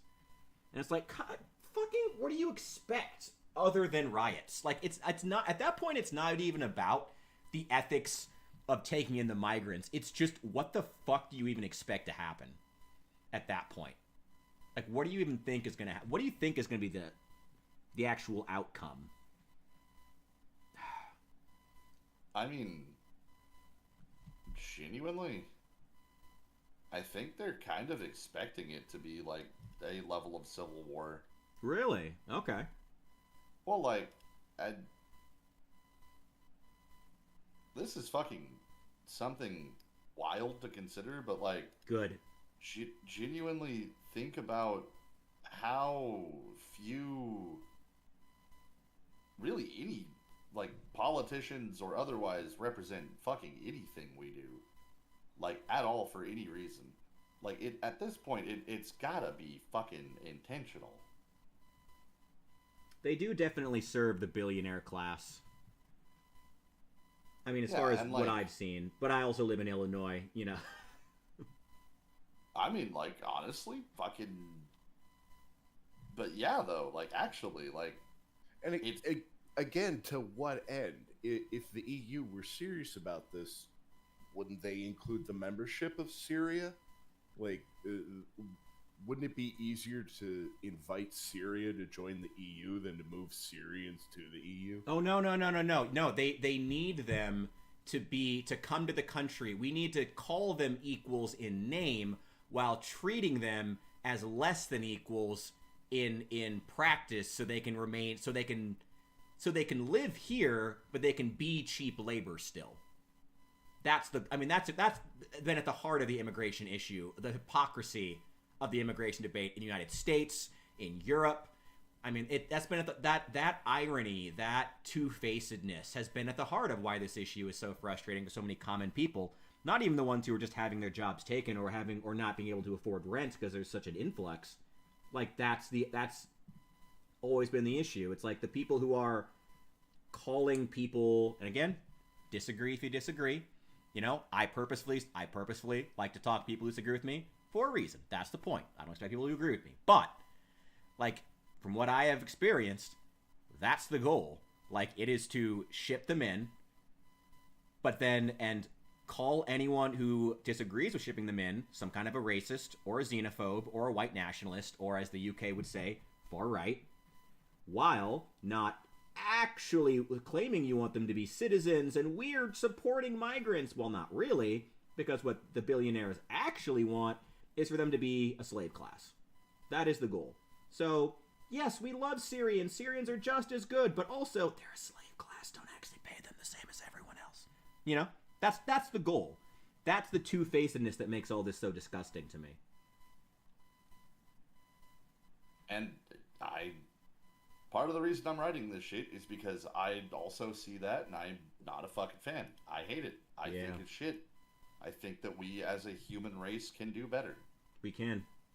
And if we can extend that kindness beyond just humans, but to other thinking sentient beings that would be willing to contribute and, like, help meaningfully, I think we should. We just gotta quit being shitty to ourselves first, and how long that takes is kind of up for debate. Maybe I missed it, but when did the EU get to overbear Ireland on how many Syrians or Iranians or whoever they take? When did Ireland do anything to any of these countries to warrant, like, the moral necessitude? When they signed on the fucking dotted line. I mean, as much as I gotta be honest, I mean, when Brexit was happening, I was still very staunch Democrat at the time. But, like, I don't know, looking back on it now with some of these decisions that have gotten made by the EU since then, like, I don't know, like, reform kind of looks more and more sane. And, like, I hate saying that, but it's kind of like when you have to admit that, like, oh yeah, maybe the Zionists who wanted Jews to have a place to go that wasn't Europe right before World War II happened actually had a point. You know, it's like one of those things no one likes to admit, but maybe there was a point there. Maybe they weren't totally crazy, you know? whole rabbit hole of alternate history as to whether or not imagine France and England had the druthers to turn the municipality of Palestine into something modern before. Imagine they establish a Jewish state before Hitler started doing his pogroms. Or Hitler wasn't the first to start doing those pogroms, by the way. Oh no, there was an immigration crisis from Poland of a whole bunch of Jews who went to Germany and the rest of Europe, France included. Well, let's not get too hung up on like specifically World War II, but like just talking about, you know, I just want to draw that line as an example between the thinking of British Euroscepticism, you know, like how that was something that we all I thought was crazy. I thought that British skepticism toward Europe was crazy for many years, but now in hindsight, again, with these decisions by the EU, is kind of looked maybe a bit more sane, as the EU is kind of not doing so hot right now. And then you get into like the financial issues, France being the second largest economy in the EU, who can't find a prime minister to save their goddamn life. They're on their third in 2 years. They still don't. No, they don't have a prime minister right now. Please verify that. But like, as far as I know, France currently doesn't have a prime minister. They have a president, but he can't. Who is supposed to select a prime minister, who then selects a cabinet, I believe is how it works in France. But Macron is on his third prime minister choice because they keep getting votes of no confidence, or they just quit. Like and this is the EU's second largest economy. Like, this is wild. And they're on, and like, not, that's when getting like their national debt that they have no chance of paying off. That's worse than the United States. Like, this is the first time hearing of it. Oh really? Oh yeah, it's fucking crazy. Yeah, I thought Emmanuel Macron's hold on power was absolute. I didn't realize there was a whole prime minister crisis here going on. And first two results are the BBC and Al Jazeera. Of course. Actually, Al Jazeera does on occasion have some pretty good reporting. I do like to check them. Don't you always want to trust step them, out of the Western sphere. Like, Al Jazeera is good for that. Just yeah, like, I don't really trust them on. These assholes lying about. Yeah. There are certain things I don't trust them on, but well, I mean, you know, the same as the BBC, I wouldn't trust their reporting inside of Britain. I wouldn't trust Al Jazeera's reporting inside parts of the Middle East. But I guess that's just kind of true of a lot of news organizations. I like India Today. It's very it bleeds, it leads. Every news outbreak is another 9/11. Yeah. Oh yeah, I was saying about the prime minister crisis in France. From what I recommend checking it out yourself, but from what I understand, yeah, like I said, Emmanuel Macron, who is currently the elected president of France, is supposed to select a prime minister who then selects a cabinet. But most recently, he put in his third prime minister pick in 2 years. And he basically just put into power that the prime minister he chose basically selected a bunch of people who were already ousted due to the last vote of no confidence. And so it got super unpopular. And France's government is currently, because, I mean, they have a proper parliamentary system, which is better than the two-party system we have in the United States.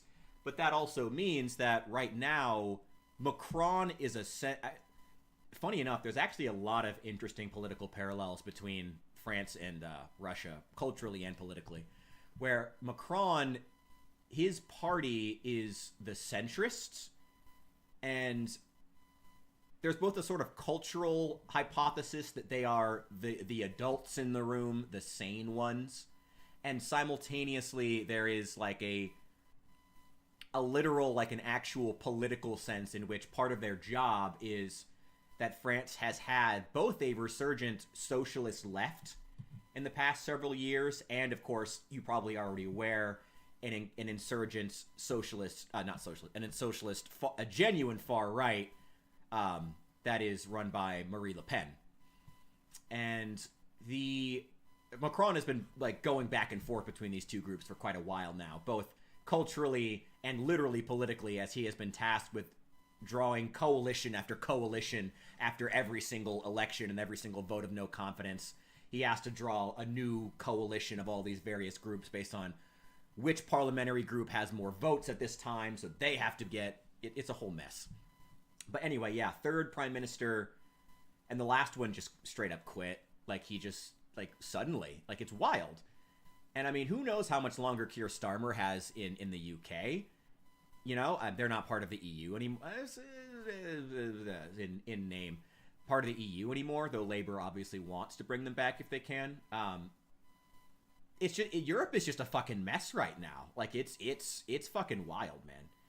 It's What's fucking weird wild. is that this same sort of duality exists in the EU as a whole, because the EU as a military organization is, especially because primarily because of the Ukraine thing, you see Germany and Poland and everyone who's got a real, like, lasting memory fear of what Russia was way back in the day. Yeah. Like, they're turning defensive, and I wouldn't be surprised to see that eke through in some of the broader EU policies as well here within the next few years. I mean, I hope so. Again, they only just stopped buying Russian gas. Again, they were funding the goddamn war up until, what, 10, 20 minutes ago? I mean... Yeah, and that has to do with, like... I'm sure if they had their druthers and could just put up as many solar panels as they wanted to, they'd shut it off. But they've been kicking the can of buying petrochems from Russia down the road for ages. That's true. I mean, it's not like yeah, you're right. I mean, it's not like it started with the war. There's always been some semblance that that energy dependence on Russia was going to backfire. You're right. I believe John McCain also warned about this while he was still alive too. Don't quote me on this. I think it was Obama who did during the first invasion of Ukraine and Crimea. It was the EU was like, okay, we're going to cut off some amount of the gas that we're purchasing. We're going like not even so much as a sanction, just as a hey, we're paying attention and we're not okay with this. Whereas Obama's like drones in the Middle East. Yeah. Obama. Syrian children definitely responsible for Russia's behaviors. Yeah. Russia's trying to push back into Syria, last I checked. Trying to reestablish themselves. Bashad is still just hanging at the fucking Holiday Inn Moscow. Despite everyone here, like, expecting the downfall of the Russian state, I am kind of sick and tired of the "this is it for Russia" headline videos. Yes. Coming out from the pro-Ukrainian side. It doesn't help because I've got a year's worth backlog, like Russia's out of money, Russia's going to collapse, Putin had a heart attack, X, Y, and Z. Mm-hmm. Yeah, I very much am in the same boat. I don't trust him anymore. I just can't. You know, everyone thought the sanctions were gonna bring Russia down in 6 months, and here we are. We're going on 4 years. It's wild, right? Four fucking years. Yeah. Oh. The only silver lining is that you bet everyone in the Pentagon is watching all of that modern war footage, because every drone death in that region is going to save an American life in the next war. I mean, I hope so. I mean, it's not like doubling down on anti-drone shotguns. I had even heard that the military was thinking about making sure every frontline soldier has a shotgun on them just for this. I did hear about that. That was funny how there was so much effort put into anti-drone technology and those fancy-looking anti-drone guns, and then it turned out one of the most effective weapons was the good old 12-gauge fucking shotgun from a skeet shooter. It was actually one of the best deterrents for drones. Buckshot, you don't even need proper ammo. Like, you could fill that thing up with rock salt and it'll screw up a drone just as good. I mean, honestly, I don't know. Where do you guys? I mean, where do? This is probably a big question. Where do you guys think the next war is going to flare up? How serious do you want my answer to be?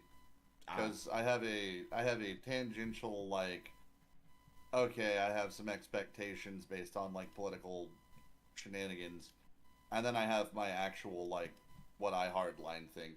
Let's go with the hard line. What do you really think? I am I say this mostly because I am genuinely horrified of the actual plausibility of it, but I think it's going to be here. Really?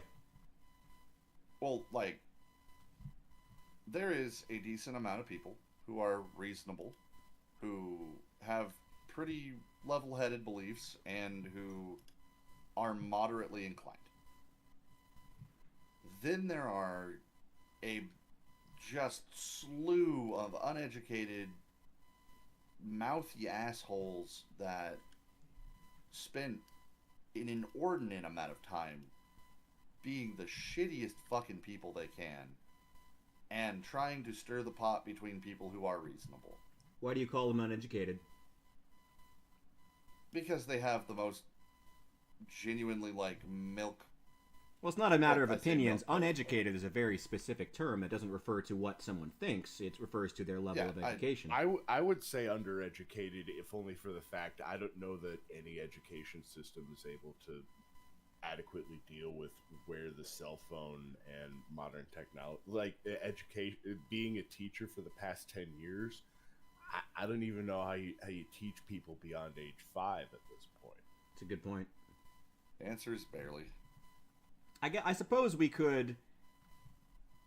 The failure of modern teaching to really adapt, not necessarily on a fault of teachers themselves, but the fault of the academic system to adapt to technological changes has been somewhat has hurt our ability to cope with rise in radical beliefs, which is really not where I expected technological change to really hit us hard. I would have thought that those systems would have done a better job, but here we are.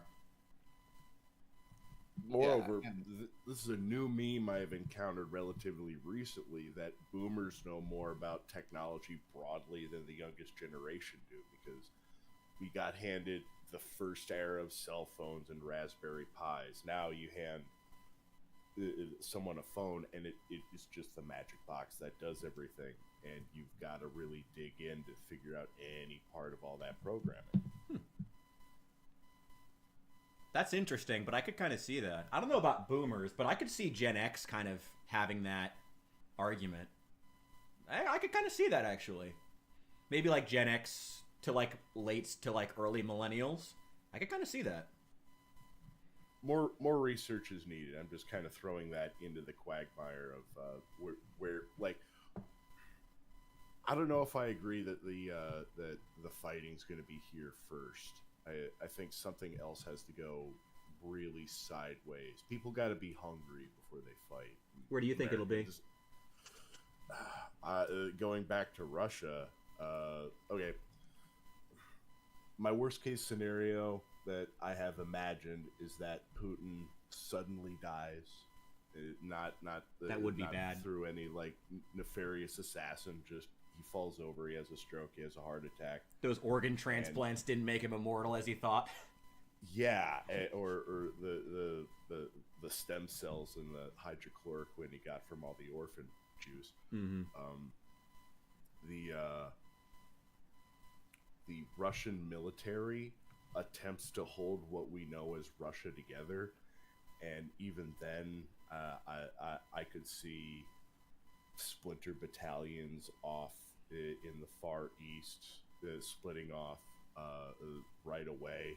Oh yeah, I mean, a huge amount of Russia is literal mercenaries, and Chechnya and Afghanistan and everybody else taking their little cut from the big empire when they think that's the thing, right?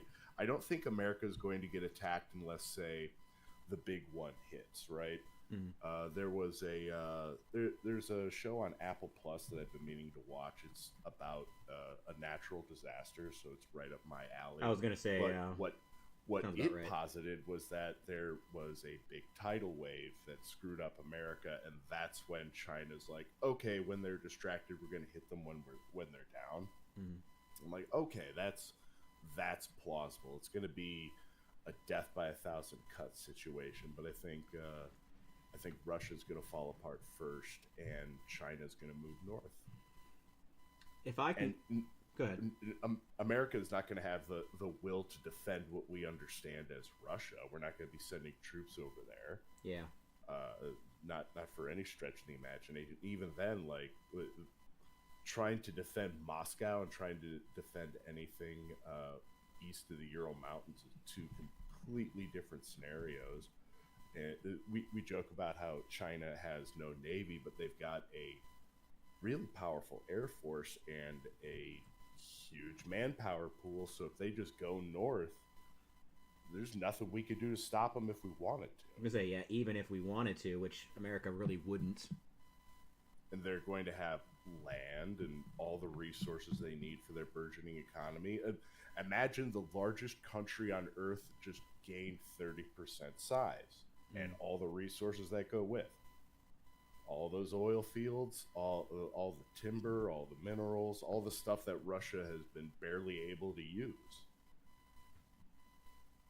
I will say, I personally also do not subscribe to the theory that the U.S. will devolve into any kind of civil war. I really just don't see that as very likely. I think it's a pipe dream, personally. I think it's in the mix, but a couple of other things have got to happen first, and the food situation's got to change. No one is going to a civil war while they're fat and happy. Yeah, I think that the assassinations could continue and likely will, or at least attempts, though hopefully security gets better for our political figures. I think that will likely continue to be an issue, but also has, interestingly enough, going back to what America has historically had problems with, America has had a lot of presidents get assassinated or attempted assassinations. I mean, Teddy Roosevelt got shot.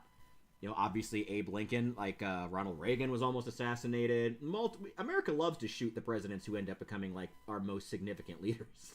We Andrew almost Jackson always entered the presidency with 2 bullets in his chest cavity? Yeah, like it's wild. I mean, America loves to shoot our presidents. That's one of our favorite pastimes. So it's not, even that's not necessarily like out of the realm of possibility. Like I totally see that continuing, sadly, but that's America. As far like I am with you that I think Russia will likely fall apart. Whether or not China pushes want it to. No one does. I just don't see a viable. I don't see a viable other political body. Well, yeah. Well, Putin has done nothing, has purposefully dismantled any successive power system. He's trying to get some kind of some kind of a successor together now, but it's too late. There's no other viable power system. He is the Russian government in a way that other authoritarians dream of, in a way that would be Lukashenko's wet dream, or even Trump's. He is the government, but like he's not. Shout out to Lukashenko. He wanted to be Arab. He wanted to be where Putin is. He tried to gamble. Belarus being separate from Russia is the connection between Belarus and Russia is a lot tighter than it would be between Ukraine and Russia, so to speak. That like Belarus being its own separate country is like, Lukashenko wanted to be the leader of what we understand in the West as Russia. He tried really hard to pull together to take over the crumbling empire. Yep. At the end of the day, the thing I just truly think is not off the table, but I truly just don't see the Civil War thing happening in the United States. I really don't. A lot of stuff has to go wrong first.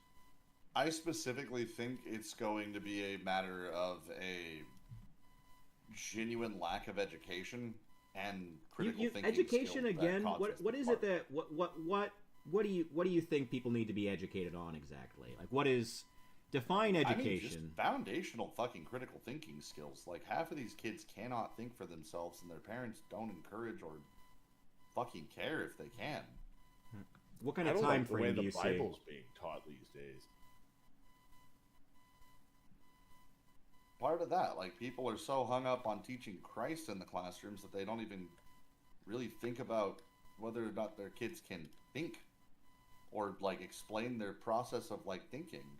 Okay, I mean, I find it a little funny given that we talk philosophy, and I only have a high school diploma. Well, yeah, but like you're also not the modern Jin, whatever the fuck these guys are now, and the perpetual TikTok device. Okay, so you think this could be like a civil war in like 15 years? When these kids Probably. are grown? That is honestly one of the things I am worried about. Is like, yeah, I think so. Okay, I mean, on that scale, I could see it being more viable. What do you think is gonna? Do you think there's anything else in the world that could flare up first? I think Russia, like especially after the fucking China. China's still a maybe. The problem is China's still so opaque. You still don't know what's going on in China half the time. Again, like from what I hear, like it's not all sunshine and roses over there. Yeah. You watch Lao Wai? No, I'm going off of China Uncensored. Oh, I love Chris. Yeah, Chris Chappell. I love his stuff. He had a couple videos this week that apparently the Chinese Communist Party has turned its back on Xi. Yeah, I will admit, Xi himself might be dead. I kind of have started to treat Chris's stuff as being kind of like along the lines of like the Ukrainian propaganda, like Russia will fall apart any day now, and like yeah. I give him some grace. It's never, but like that like hyperbole, that like exaggeration very wishful is thinking. Yeah, there is a kind of a necessariness to it, given the fact that you kind of have to get exaggerated to get views on YouTube. So I don't blame him for it, but like I do take that with a grain of salt. Anyway, though, sorry, we were talking. Hesfestus was talking about why he thinks Russia would be the next one, though. Yeah, and I mean, like they literally already had one attempt from fucking what the fuck was his name? The guy who fell out of the fell out of the window, high up in the sky. Oh, yeah, Prigozhin. Thank you. Yeah. Yeah, that's when I had my that's when I had my head in the bunker. That's when I had my this is it moment on. Those couple of days when the Wagner army was marching into Russia, they made it. They only had to go some like 300 miles to get to Moscow, but they made it within like artillery range of Moscow. Yeah. I mean, they took Rostov-on-Don without a fight. Yeah. Like, it wasn't even just that they were marching. It was that, like, people were posing in the street. Like, Russians were hyped to see Putin go down when shit hit the fan. And since then, you've seen, like, the Russian side of that media sphere just, like, Russia today is just gone. Mm. All of the, like, I wouldn't even call them dissident, because Russia didn't have dissident media so much, but they had more of a media presence at that time. And since then, it's just evaporated. You can't afford it. Putin's only getting more paranoid. That is one thing I will say I think is actually true and not exaggerated. Putin is definitely getting more paranoid by the day. And every single, like, Russia is already a country where the bloodiness of the Civil War on a scale of 1 to 10 is like a 15. But the longer Putin stays in office, the worse I think the war is going to be. Inevitably. Yeah. Yeah. But there's no force on heaven or earth that's going to push him out of it. Oh, God, no. No, you're right. Completely right. And, you know, with organ transplants these days, you can basically be immortal, apparently. Oh... This is the man running Russia. Oh, God.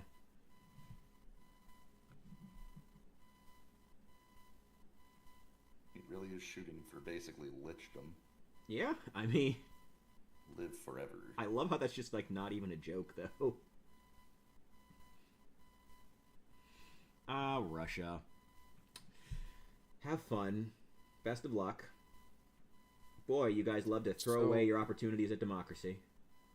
I want to throw something at both you guys. There's been a bit of a media push from Steve Bannon about Trump's third term. Will the Republicans actually turn on Trump at that point, or do we just have to brace ourselves? I don't know if Trump wants it.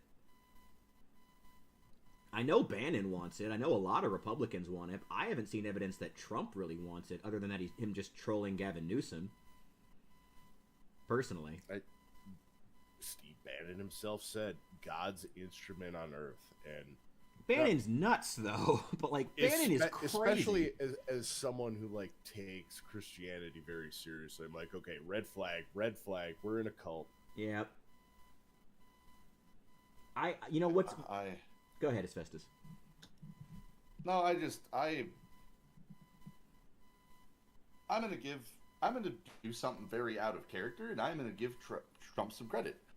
I think he realizes that he is old as shit, and also just probably too fucking tired to want to deal with people's bullshit for that long. I love that we're on the same page about Trump right now. Yeah, that's exactly where I am, too. That's where I hope. I hope there's a rational persona underneath all the media bluff and buster. I mean, like, given, like, very, very, like, speculative, like, but consider that the man, like, was a competent enough businessman to make it this far historically. Mm-hmm. However, he also bankrupted a casino, which is fucking, like, how? So, but he was one of the few success stories of NFTs.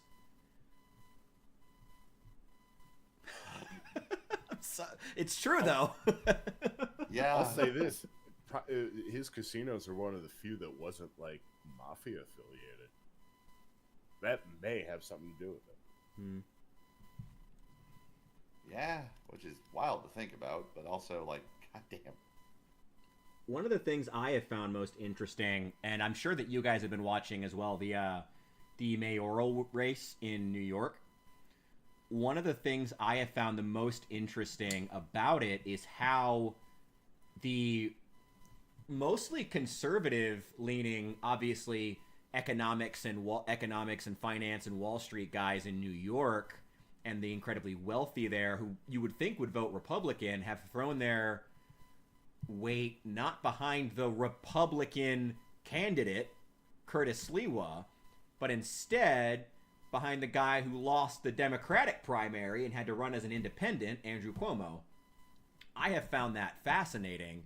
Now, there's a lot of various reasons as to why. Obviously, they weren't going to support Sliwa because Sliwa actually has fucking ideas. And, you know, the incumbent wealthy would rather just things remain the same and no one actually does anything and the gravy train can continue. That's ultimately their goal.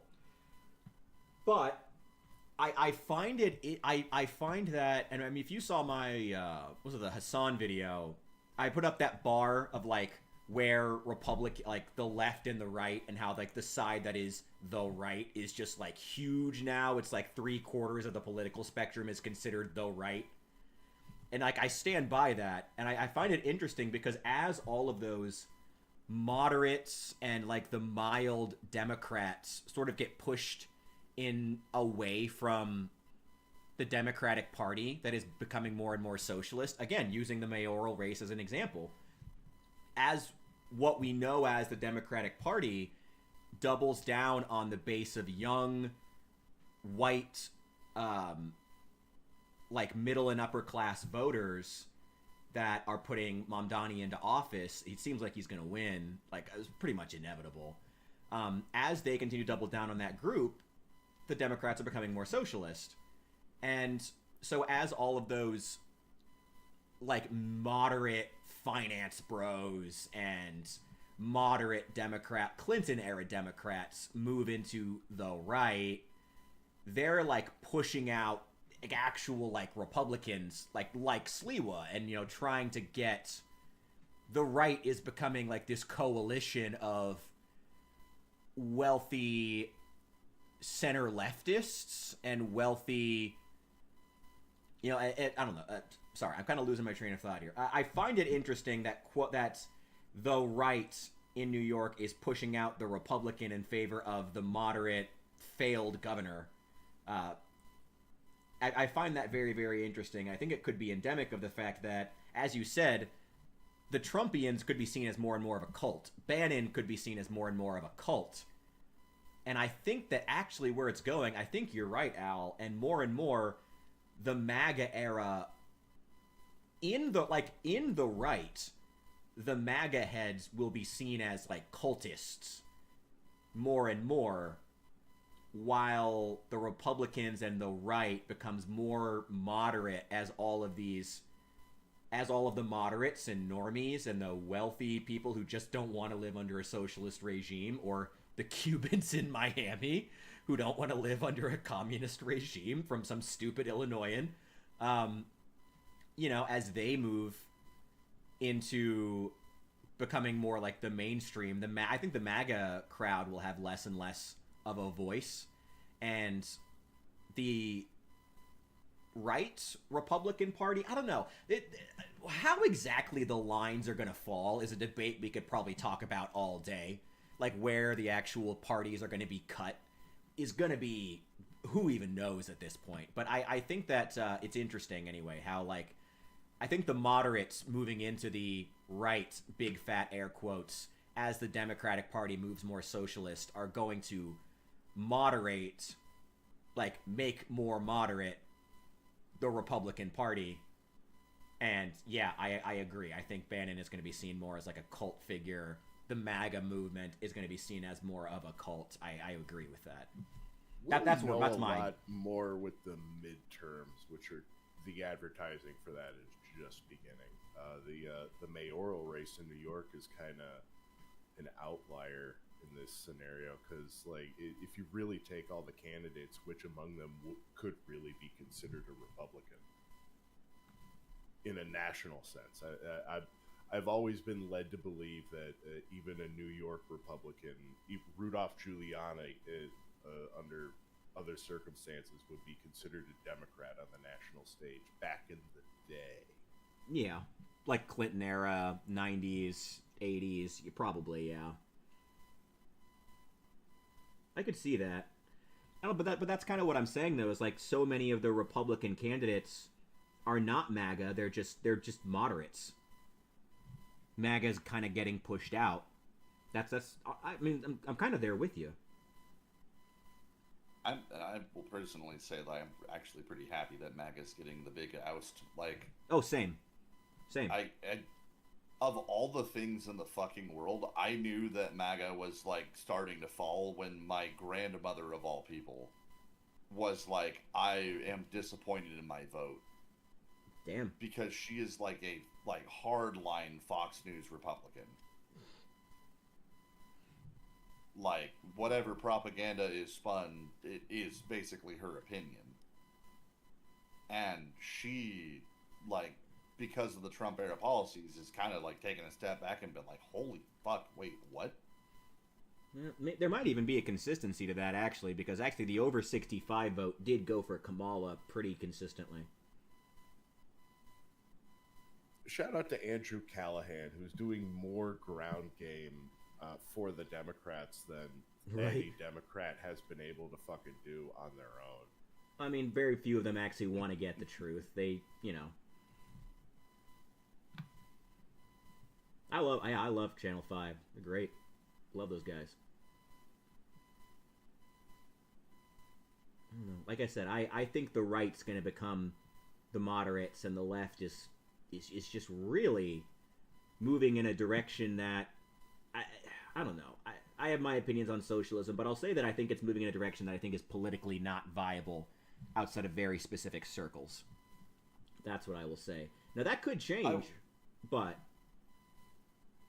what fucking video was it? You posted about it was a while back, but it was basically like you were saying, like the purity testing that's been coming out of the left. Like, I've said it a couple of times, yeah. Yeah, that I will say that part of the left is a very, unfortunately, very loud, but very small portion of the left that is becoming more and more, like, unacceptable by a lot of people. I mean, like, there are a decent chunk of people, at least in California too, who are like looking at that and basically saying, like, "Fuck off."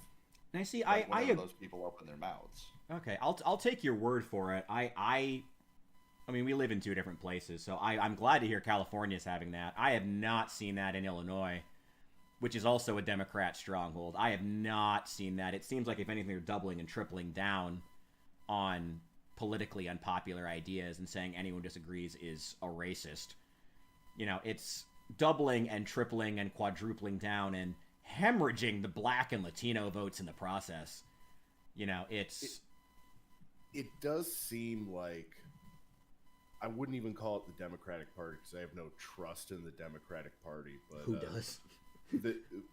What is left of the Democratic media machine within the past couple of months is trying to make more Bernie Sanderses, trying to position AOC as a continuation of Bernie Sanders' ideology, and Zohran Mamdani, which I barely know anything about him other than he has dual citizenship, and I'm more bothered by the dual citizenship than the fact that he's a socialist. Yeah, he has dual citizenship in Uganda. I remember Bill Maher was recently calling him out on that.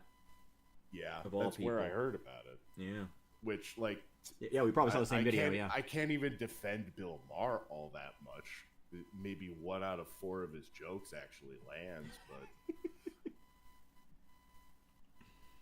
I will say, if his dual citizenship had been like a European country, like, do you think people would make as much of a deal about it?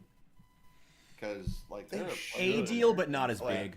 I think yeah, you're right, but I would say it should be as big a deal, but they probably wouldn't. You're right. I mean, had I my way, I would, like, if you want to hold public office, you renounce all dual citizenship. For a city that size, yeah. In any opinion, or in any not opinion, in any position. But then, yeah, if you want to hold a position in official capacity, you forfeit your basically. Yeah, if it's an elected office, yeah, you're not gonna fucking run off after you embezzle, Trumbull County for $20 million back to Uganda. Now, you see, okay, to be fair, though, I mean, you can be a citizen of the United States and embezzle money from the government. I mean, that's never stopped any government official. At least stay stateside. Keep the money here. I like my embezzlement to be local. Thank you. It's God intended. That's trickle-down economics 101, right? I own a laundromat that made $20 million last year. Totally, no, do not look further into that. All cash. It's for your safety that you don't look into it. Yeah, right. What are you going to hit these with after you're done with the yellow? The goal is going to be... So my biggest issue with the Cruel Boys as a faction is that they are extremely over-designed and have way too much detail, especially around the center. So my goal is to use a flat green, like literally Vallejo flat green. And you can kind of see where I'm going with the other... Where did I put it? Oh. As a good example... You've already got blue. Try one in bronze. And you might even want to dry brush it. Bronze? Okay. Because you've already got, like, the tarnish built in. I don't know. It might not work for the skin. But especially the armor. I don't know. I mean, It's your army. Yeah, if you've got one to spare, just want to try it, fine.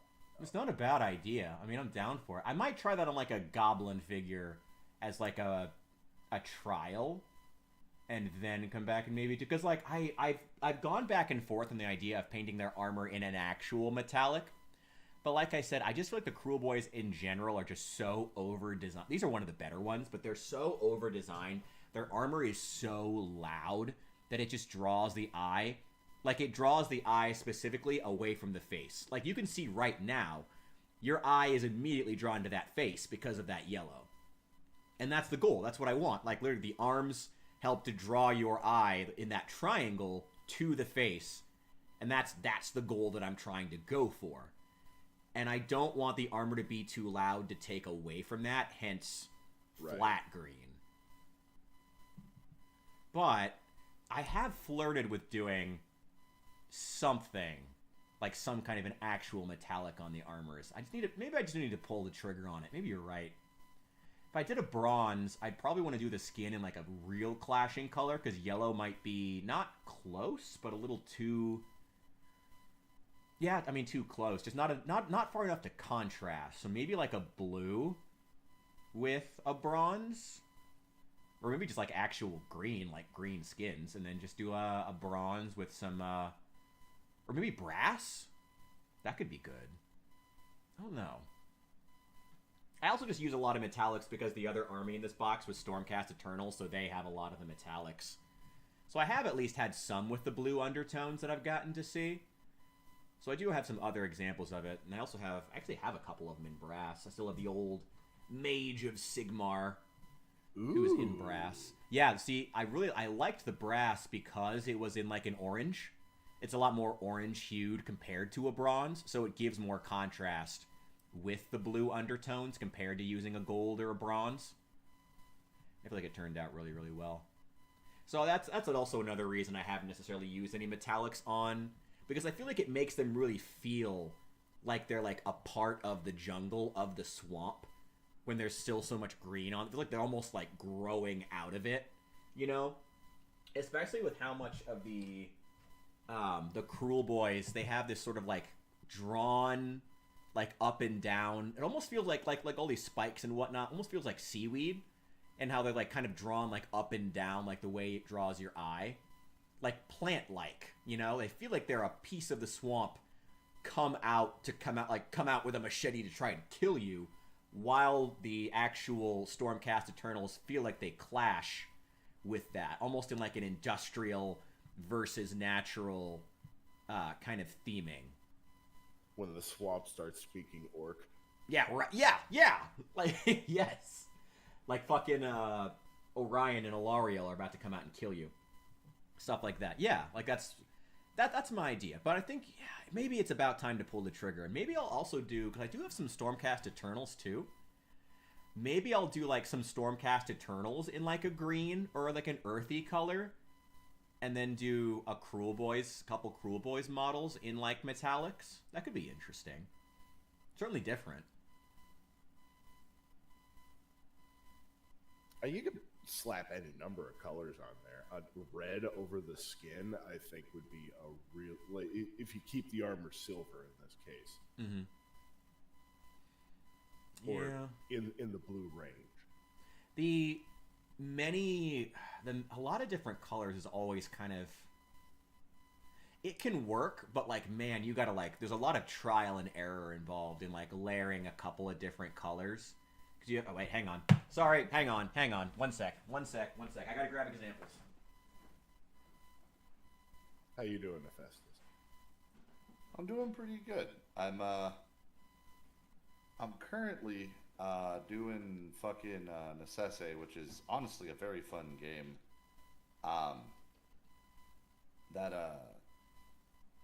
Low-key, if I could persuade like more of the people in the various discords to like play together, would be very fun. I don't know if you're familiar with the game at all, or like aware of what it is. I have no idea, but I know the effect you're speaking of, that everyone's kind of found their own little pocket game and just can't find enough people to play their pocket game with them. Yeah. In this case, Necesse is very much it is a silly ass game. Like, I'll be real, it's a silly game. It's functionally Dwarf Fortress, but multiplayer. And I don't really to have... that level of rigor and detail, because I had always understood Dwarf Fortress to be the learning curve being especially steep. Not necessarily to the same level of rigor, but like definitely to a level of depth that is pretty, like, okay, for context, I literally just beat the first boss you are available to beat, and the workstation and anvil that it provided me are fucking actually crazy. Like, just the foundational switch up is fucking nuts. Because I went from like, okay, like gold is kind of like your big standard to like now I'm currently figuring out like, do I want to invest in like demonic bars to make a like vampiric looking plate set? Do I want to figure out what the fuck void shards are to try to get the arcane like buff set and like be more of an arcane caster? Do you only have so many points to spend to unlock, or now that you've unlocked the is it Minecraft rules, as long as you have the recipe you can make what you have type thing? Oh yeah, no, absolutely. As long as you got it, you got it. But like just the I beat the first boss and I've unlocked like a world of difference. Like I can create bullets now. There's guns apparently that aren't just like flintlocks. There are fucking like just legions of difference that I was blissfully unaware of before. Spell this game out so I can actually watch a little bit of gameplay, because it might be something I could dive into. I mean, shit, I'm literally on it right now. I could just stream it in the chat. I was just gonna pull up the Steam store page. What's it called? Oh, Necesse. Actually, fuck, I think I have it tagged in. Yeah, it's literally the most recent tag in the content suggestions for Memphis.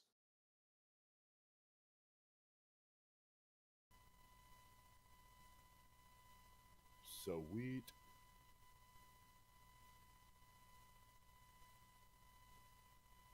Oh, and it's half off. Yeah, no, it's like it's fun. They literally just released 1.0, and it is an insane amount of depth, like a genuinely fucking insane amount of depth. Is this? Why can I buy this in a bundle with Pal World? I did not expect that. They did a collab. Huh. Yeah, the creator of this has a weirdly wholesome fucking relationship with like a bunch of the like content creators. Like actually have a pretty wholesome kind of vibe where they all are encouraging each other to like pop off harder. Yeah, it's like halfway between oh lord, Stardew Valley and RimWorld. Yeah, kind of like currently I have a like colony of sheep that I'm trimming for goodies. I have my 5 cows that I'm currently milking to produce cheese.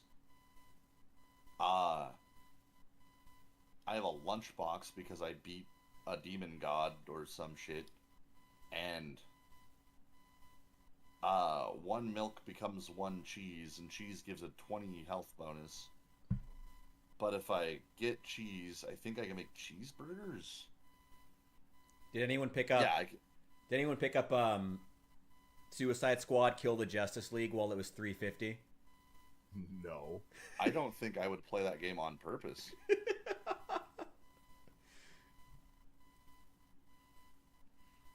All right. I do have some examples here, if I can get some weigh-ins from the peanut gallery as far as a future style for these gentlemen, for these cruel boys. Tell me more, tell me more. Is that a nid kisser? So as far as like lesser like examples that I think, God, now that I'm seeing it under the camera, I actually really like this one. This was probably I actually consider this one of like the worst examples, but man, that orange doesn't look too bad. Not being, not literal peanut Signy. Damn, I really like this one now. This was going to be my roast, but I actually really like this model now. This was one of my Blue Hulk vibes, yeah. Yeah, this was my Zinchian corrupted Chaos Ogren. Also a good example of like gray being used to actually stand out. Because the gray, like let Armor Pauldron especially, like just really stands out for how flat it is compared to like how colorful he is. Yeah, this was one where, like, I mean, for all the examples, this is one of the ones where I layered a lot of colors on, going from, I think it was like yellow to orange to red, and then straight to, I think there was a purple layer, and then blue, then Prussian blue, and then azure. And I was going to say that it didn't work out, but God, now that I'm seeing it, I actually really like this one. Damn. God, I'm too good a painter, apparently. Jesus Christ. But the examples of ones I do really like, another Zine Gene inspired model, actually. I really did like how these turned out when I started out by painting them in purple, and then layered up orange, and then actually a flat flesh. This was probably my favorite layered color, because I feel like it turned out so well, those purple undertones going straight into the orange. And then, but like, making flesh with it was just... Oh, it was so cool. Oh, man, now, the skin looks great. He looks cel-shaded. Yes. Oh, just something about that contrast. It looks so alive somehow. I don't know. I do wish his, like, loincloth tabard were a hair darker. You put, like, a Nuln Oil wash on it just to really make it... just that specific part. Stand out a little bit more. Yeah, I can see it. Yeah, it was an example where I didn't want it drawing the eye away from the rest of the model. Like, I wanted it to look a bit plain so that the skin would stand out more, but yeah, looking back, I can see the shield definitely was just way too barren. That one was just an outright mistake. I could see it. Looks great. Yeah. Oh yeah. These weapons turned out super well. That was actually one of the better Zinch models. As far as metallics, though, I do have the Fallout miniatures that were some of my favorites, though. Like, I really like this one was... This was washed. This was originally primed in Macragge Blue, and then just layered up, like, layer upon layer, mostly dry brushing of brass, and then azure. Once again, brass, and then a blue, because the brass has that orange hue. So it really gives it, like, a... like, just gives it more contrast to use brass alongside the blue, because you can really distinguish, like, where one is, where the metallic is, and where the azure is, like, really, really distinctly, compared to using, like, a bronze, where the bronze would have been a little darker, more greenish. So maybe, like, a bronze, if I ever decide to... Again, just going, like, directly across the color wheel. Bronze tends to fall a little more greenish, brown, earth tone-y in my experience, so maybe along contrasting with... Maybe a darker blue. Maybe just straight up orange. No, yeah, maybe like if it does bronze tend to be a little greener. Maybe like just a straight up orange to contrast with a bronze could be kind of cool. Like orange skin and then bronze, or like a dark, earthy metallic, something like that. Hit him with some brass. Maybe. I really want you to freehand an Ultramarines just right on the center chest plate. Oh, God. I'm not good with, like, insignias and logos and shit, man. It's so bad. Oh, thank you for the follow, Sir Kodo. Make it look bad, like they just wandered into the wrong nuclear storm and came out on the other side in a detachment of Ultramarines. Like, roll with it. Put some blue paint on. Go, go, go, go, go. Rub some dirt on it. Be fine. Oh, these actually, I think don't like that. It's fine. I think these guys actually were in bronze. I think I did actually use bronze for the, what are these? Enclave power armor. So this actually was in bronze specifically. There's a blue light overhead, so it's a little skewed. But this one I did actually use, some orange and white contrast. White might be a good color, actually. Maybe I do that. But and I didn't realize how late it was. I got sleep, so I will catch y'all later. All good. If I'm totally honest, my hand is cramping anyway, so I think I'm going to finish one more, and then we'll have 5 more tomorrow to do. So I'm going to finish this guy's legs and then probably wrap it up. Reasonable. Get some good rest when you get there. Thank you guys for talking. Dude, thanks for being here. If you have any other feedback or follow-ups for the fucking 5 points, just shoot me a message or fucking we can do another like formal debate about them. Yeah, I mean, honestly, I'm planning... In the future, I'd like to actually be do more stuff where I can leave the Discord open. Like, my favorite streams are always the ones where we can get just the new Memphians to, like, just hop in and have a conversation because it's always fun. And it's like some of the best conversations I get to have. So, I mean, if anything comes up, I might just bring it up to you, and we might just use that as a starting point in a future stream and just talk about it, you know? And if there's stuff you guys want to talk about, or any of the new Memphians who may be watching, Signy, you too, you can DM me too. Like, I'm happy to take it into account. If there's stuff you guys want us to talk about. Oh yeah, absolutely. Hell yeah. And fucking I know you probably don't wanna, but next week on the 30th, Arc Raiders releases. I'm probably gonna be streaming that. Have at it. Hey, look, man. Despite my issues, you have fun. I have no interest in taking that away. I just do hope that they learn from previous extraction shooters instead of pretending that, oh yeah, it'll totally retain a player base just on PvP alone. That never works out. It never works. If I were any good at shooters, I'd be joining you. I will say one thing to their credit is they have specifically come out and said this is a 10-year game. And they are absolutely going to be tech testing shit to either A, test viability of this game, or B, improve future titles. Well, we'll see if that lasts when their own community is yelling at them about their own PvP purists are yelling about the soul of the game. And don't you dare, like, compromise the PvP for the fucking casuals. You know, we'll see if that holds when that happens. I would drop those guys in a pit in Siberia with a knife and a bottle of cheese. And I do mean a bottle of cheese. Like, I was the worst possible option of food. It was a vivid description. I appreciated it. Yeah. But in either case, good night, lads. Good night. Take care. You still working the night shift? I'm off this weekend, but my schedule's just kind of been all over the place. I woke up at midnight today, so I'm just getting my day started. I just made myself a cup of coffee. I've got nothing to do for the foreseeable future until Monday afternoon. Nice. So I'm gonna try and get some cleaning done, watch a couple podcasts. Hell yeah. You know. Oh, you haven't been here in a bit. Did I tell you I got a job? Finally? Yes. Yes. You did mention that. Congratulations. What's the gig if you want to... Thank you. Yeah, it's just a security guard job at a hospital, but the pay is pretty good. Actually, better than I thought. Oh, hell yeah. Yeah. Starts at, I mean, there's like a series of bonuses that I get because it's an evening shift. So there's there's a weird staggering pay system they have, but it averages to like $19.50 an hour, which... is pretty good for this region, actually. I mean, my rent isn't even that expensive, so, like, I'm on track if I can keep fiscally responsible, which I usually am. You know, I'm not planning on making any big Amazon purchases, although I do need a new phone. Aside from that, though, I'm on if I can hold things together until my first paycheck, which I might have to borrow money one more time, but fortunately, I think my buddy I've borrowed money from the past, I think if I go to him and say, I have a job. This is the last time. I just need to not get kicked out. I think he would give me the loan until to brace until my first paycheck. Anyway, though, keep your hair cut short.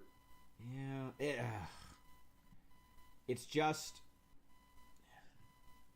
bracing for that first paycheck, man. I'm so close to getting my life back. Anyway, I am on track to get my bills bills plus my credit card debt hopefully paid off within a year, because I have especially for having been unemployed for a year, it could be a lot worse.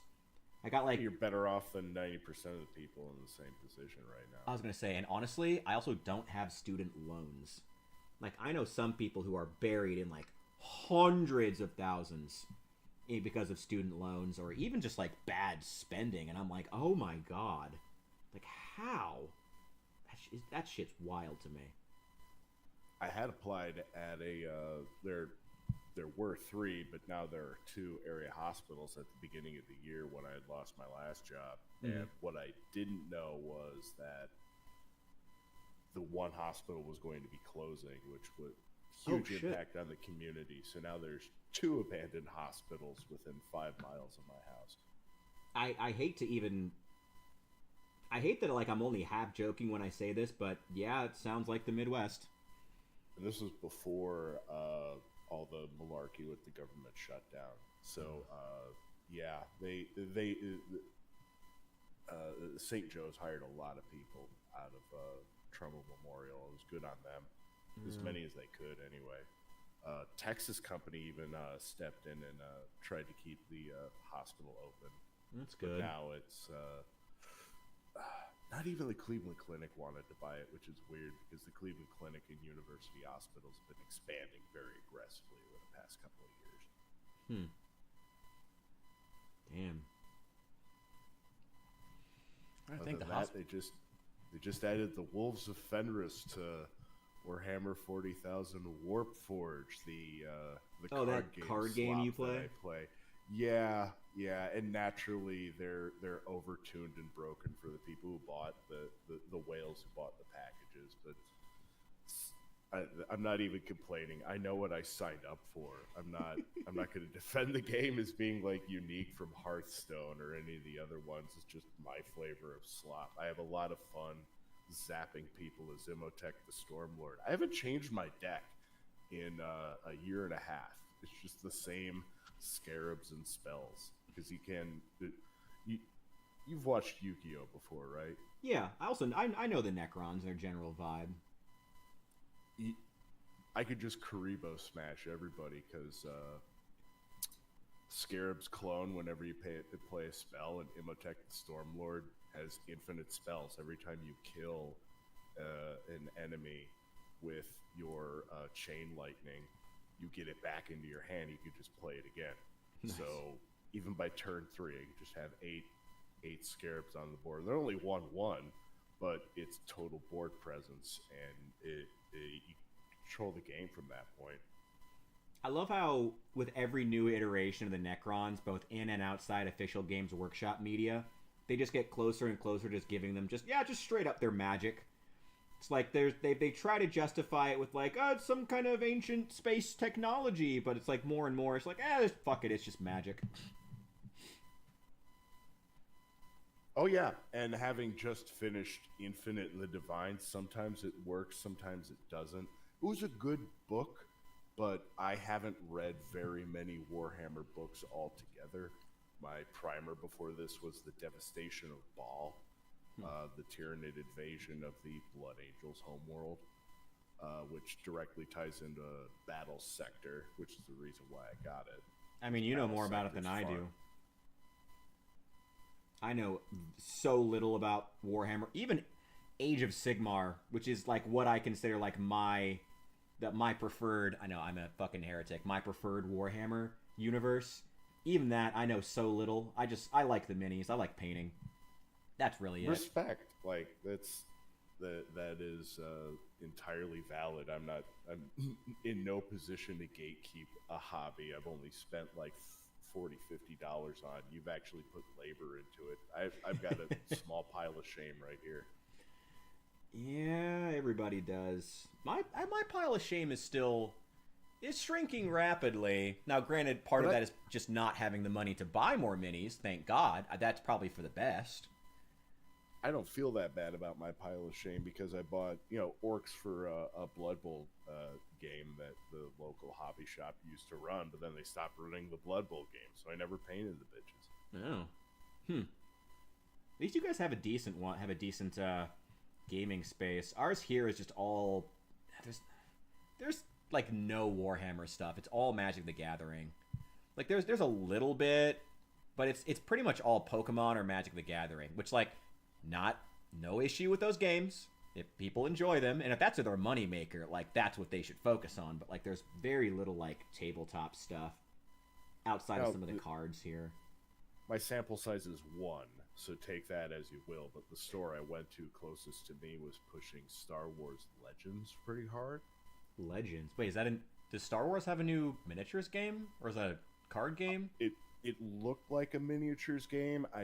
I was looking in, it's actually a really cool store. They've got a whole bunch of bins of like completed models on discount. So there was actually a sizable amount of like Gauss Warriors and stuff in there because Like my interest in the orcs and the Necrons, aside from their lore, is how easy they are to paint and how easy they are to assemble. Orcs, should I ever go in that direction, I want to like really scratch build like a Titan and stuff. But oh yeah, that's the fun of orcs. Necrons, I know I can wash it in black, put a little bit of metallic on there, and pinprick a couple white and green points, and that's within my skill set. I know that much, and actually making a table-friendly army out of it in a hurry. Yeah, I was gonna say, literally grab some like silver primer from the fucking hardware store, slap some Nuln Oil on that shit, and boom, you're good. Maybe paint the base in black, like you're good to go. I have become a simp for Imhotep the Stormlord, just because in going through Infinite the Divine, he's like this background threat that other characters keep alluding to, and he's only ever appeared in one short story where he absolutely shamed a Black Templar, took a hand off the motherfucker and said, "Ha, I defeated you in combat, now go away." Hell yeah. But I gotta look at his actual official model, and he's tiny little dude, like not Stormlordy enough. So I want to. I'm looking into a couple of 3D printers, because there's some custom Stormlords that I'd like to 3D print out, or even just modify the model. You know, I will say, in the last like year, I have seen some of the third-party miniature companies like really go strength to strength. Like they're like, I don't think they're quite on Games Workshop's level, but there are some where I'm like I recently saw some Slanesh clearly inspired models over on Instagram that were getting pushed in my my ads, and I was like, those are just about Games Workshop quality. Like, that's pretty damn good. Are you familiar with the art channel Jazza or Tabletop Time? Because they did a limited release of their own faction called the Space Bears. It was a take on the Space Wolves, but they rethemed them all, and they were glorious looking models.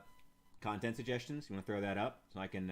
I would. Sure. I would actually, if you know of any good companies who are, I already have. This is a video I was thinking about making, like the best non-Games Workshop minis that I've ever seen, because there are some really interesting ones out there. And of course there are like the bigger companies, Fantasy Flight Games, Modifius, who have some cool stuff. I've been waiting to dive into Trench Crusade. Oh, I've been hearing a lot about it. What for? But sooner or later I'm going to do a deep dive on that lore, because it's totally up my alley. Mm-hmm. I've been really wanting to get into BattleTech for a really long time, because I'm not normally a big sci-fi guy, but I really like some of the lore aspects in that, such as there's actually like a lore reason as to why their universe is so stagnant that it's basically monopolized by a telecommunications company. It's like the space version of like AT&T basically has monopolized the fucking universe in that game. Sort of. It's a bit more involved than that. You're into BattleTech. You want to give me the rundown? I'll give you a very brief rundown, but know that all I am doing is taking information from the very good Tex Talks BattleTech, the best BattleTech channel on YouTube. I will send that to you with content suggestions as well. Please. Also, the 90s cartoon is entirely available on YouTube, and it's not a bad watch. I didn't know there was a cartoon. Neither did I until Tex Talks BattleTech talked about it. Like, oh, let's check this out. This is hilarious. This is great. Very. We won't dive into that at this particular moment. The Inner Sphere fought wars very aggressively, so there's a ton of lost tech. Planet, they had to do the Space Geneva Convention because the rule of warfare was, war crimes and nuclear glassing of planets to solve problems. The rise of the battle mech was one of necessity, and for a time, Comstar. Oh Lord, I'm talking about Comstar. We need to. The rabbit hole is too deep. We need to distinctify eras. The Terran hegemony ran things very nicely for a very long time, but once the Cameron line was destroyed, then it was all the telecom company could do to... We're just going to put a pin in this because I cannot properly do it justice, truly. We're spanning like... It'd be like in 40K terms trying to talk about pre-heresy and post-heresy at the same time. But I'm here to defend Comstar. They did nothing wrong. Ooh, okay, that's a take. But probably for the best. They're the ones who defended the galaxy from the invasion of the clans. They may or may not have had a hand in the clans forming, but they also stopped them. So that's what's really important. There's something. Oh, well, I think my paint is dry anyway. That was the last of it on guy number 6 here, and my brush is leaving hairs behind. So I think it's about time for me to sign off because my hand is like literally on fire right now. I think that's the most I can do tonight. Yeah, I'll send you a few videos. Yes. Thank you for having me around. There's no reason to thank me.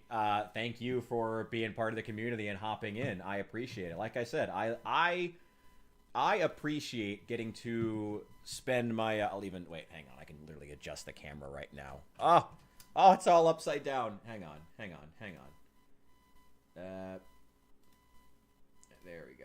There we go.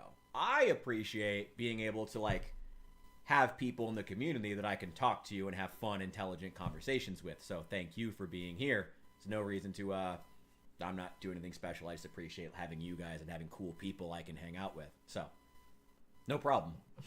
All right. I'll do that deep dive into Comstar. If there's any other Battletech or other models you've seen that are really cool, feel free to send them to me. Have a good night, Signy, as well. Oh, man, I need to get up and stretch. All right, I will see you guys later. You take care.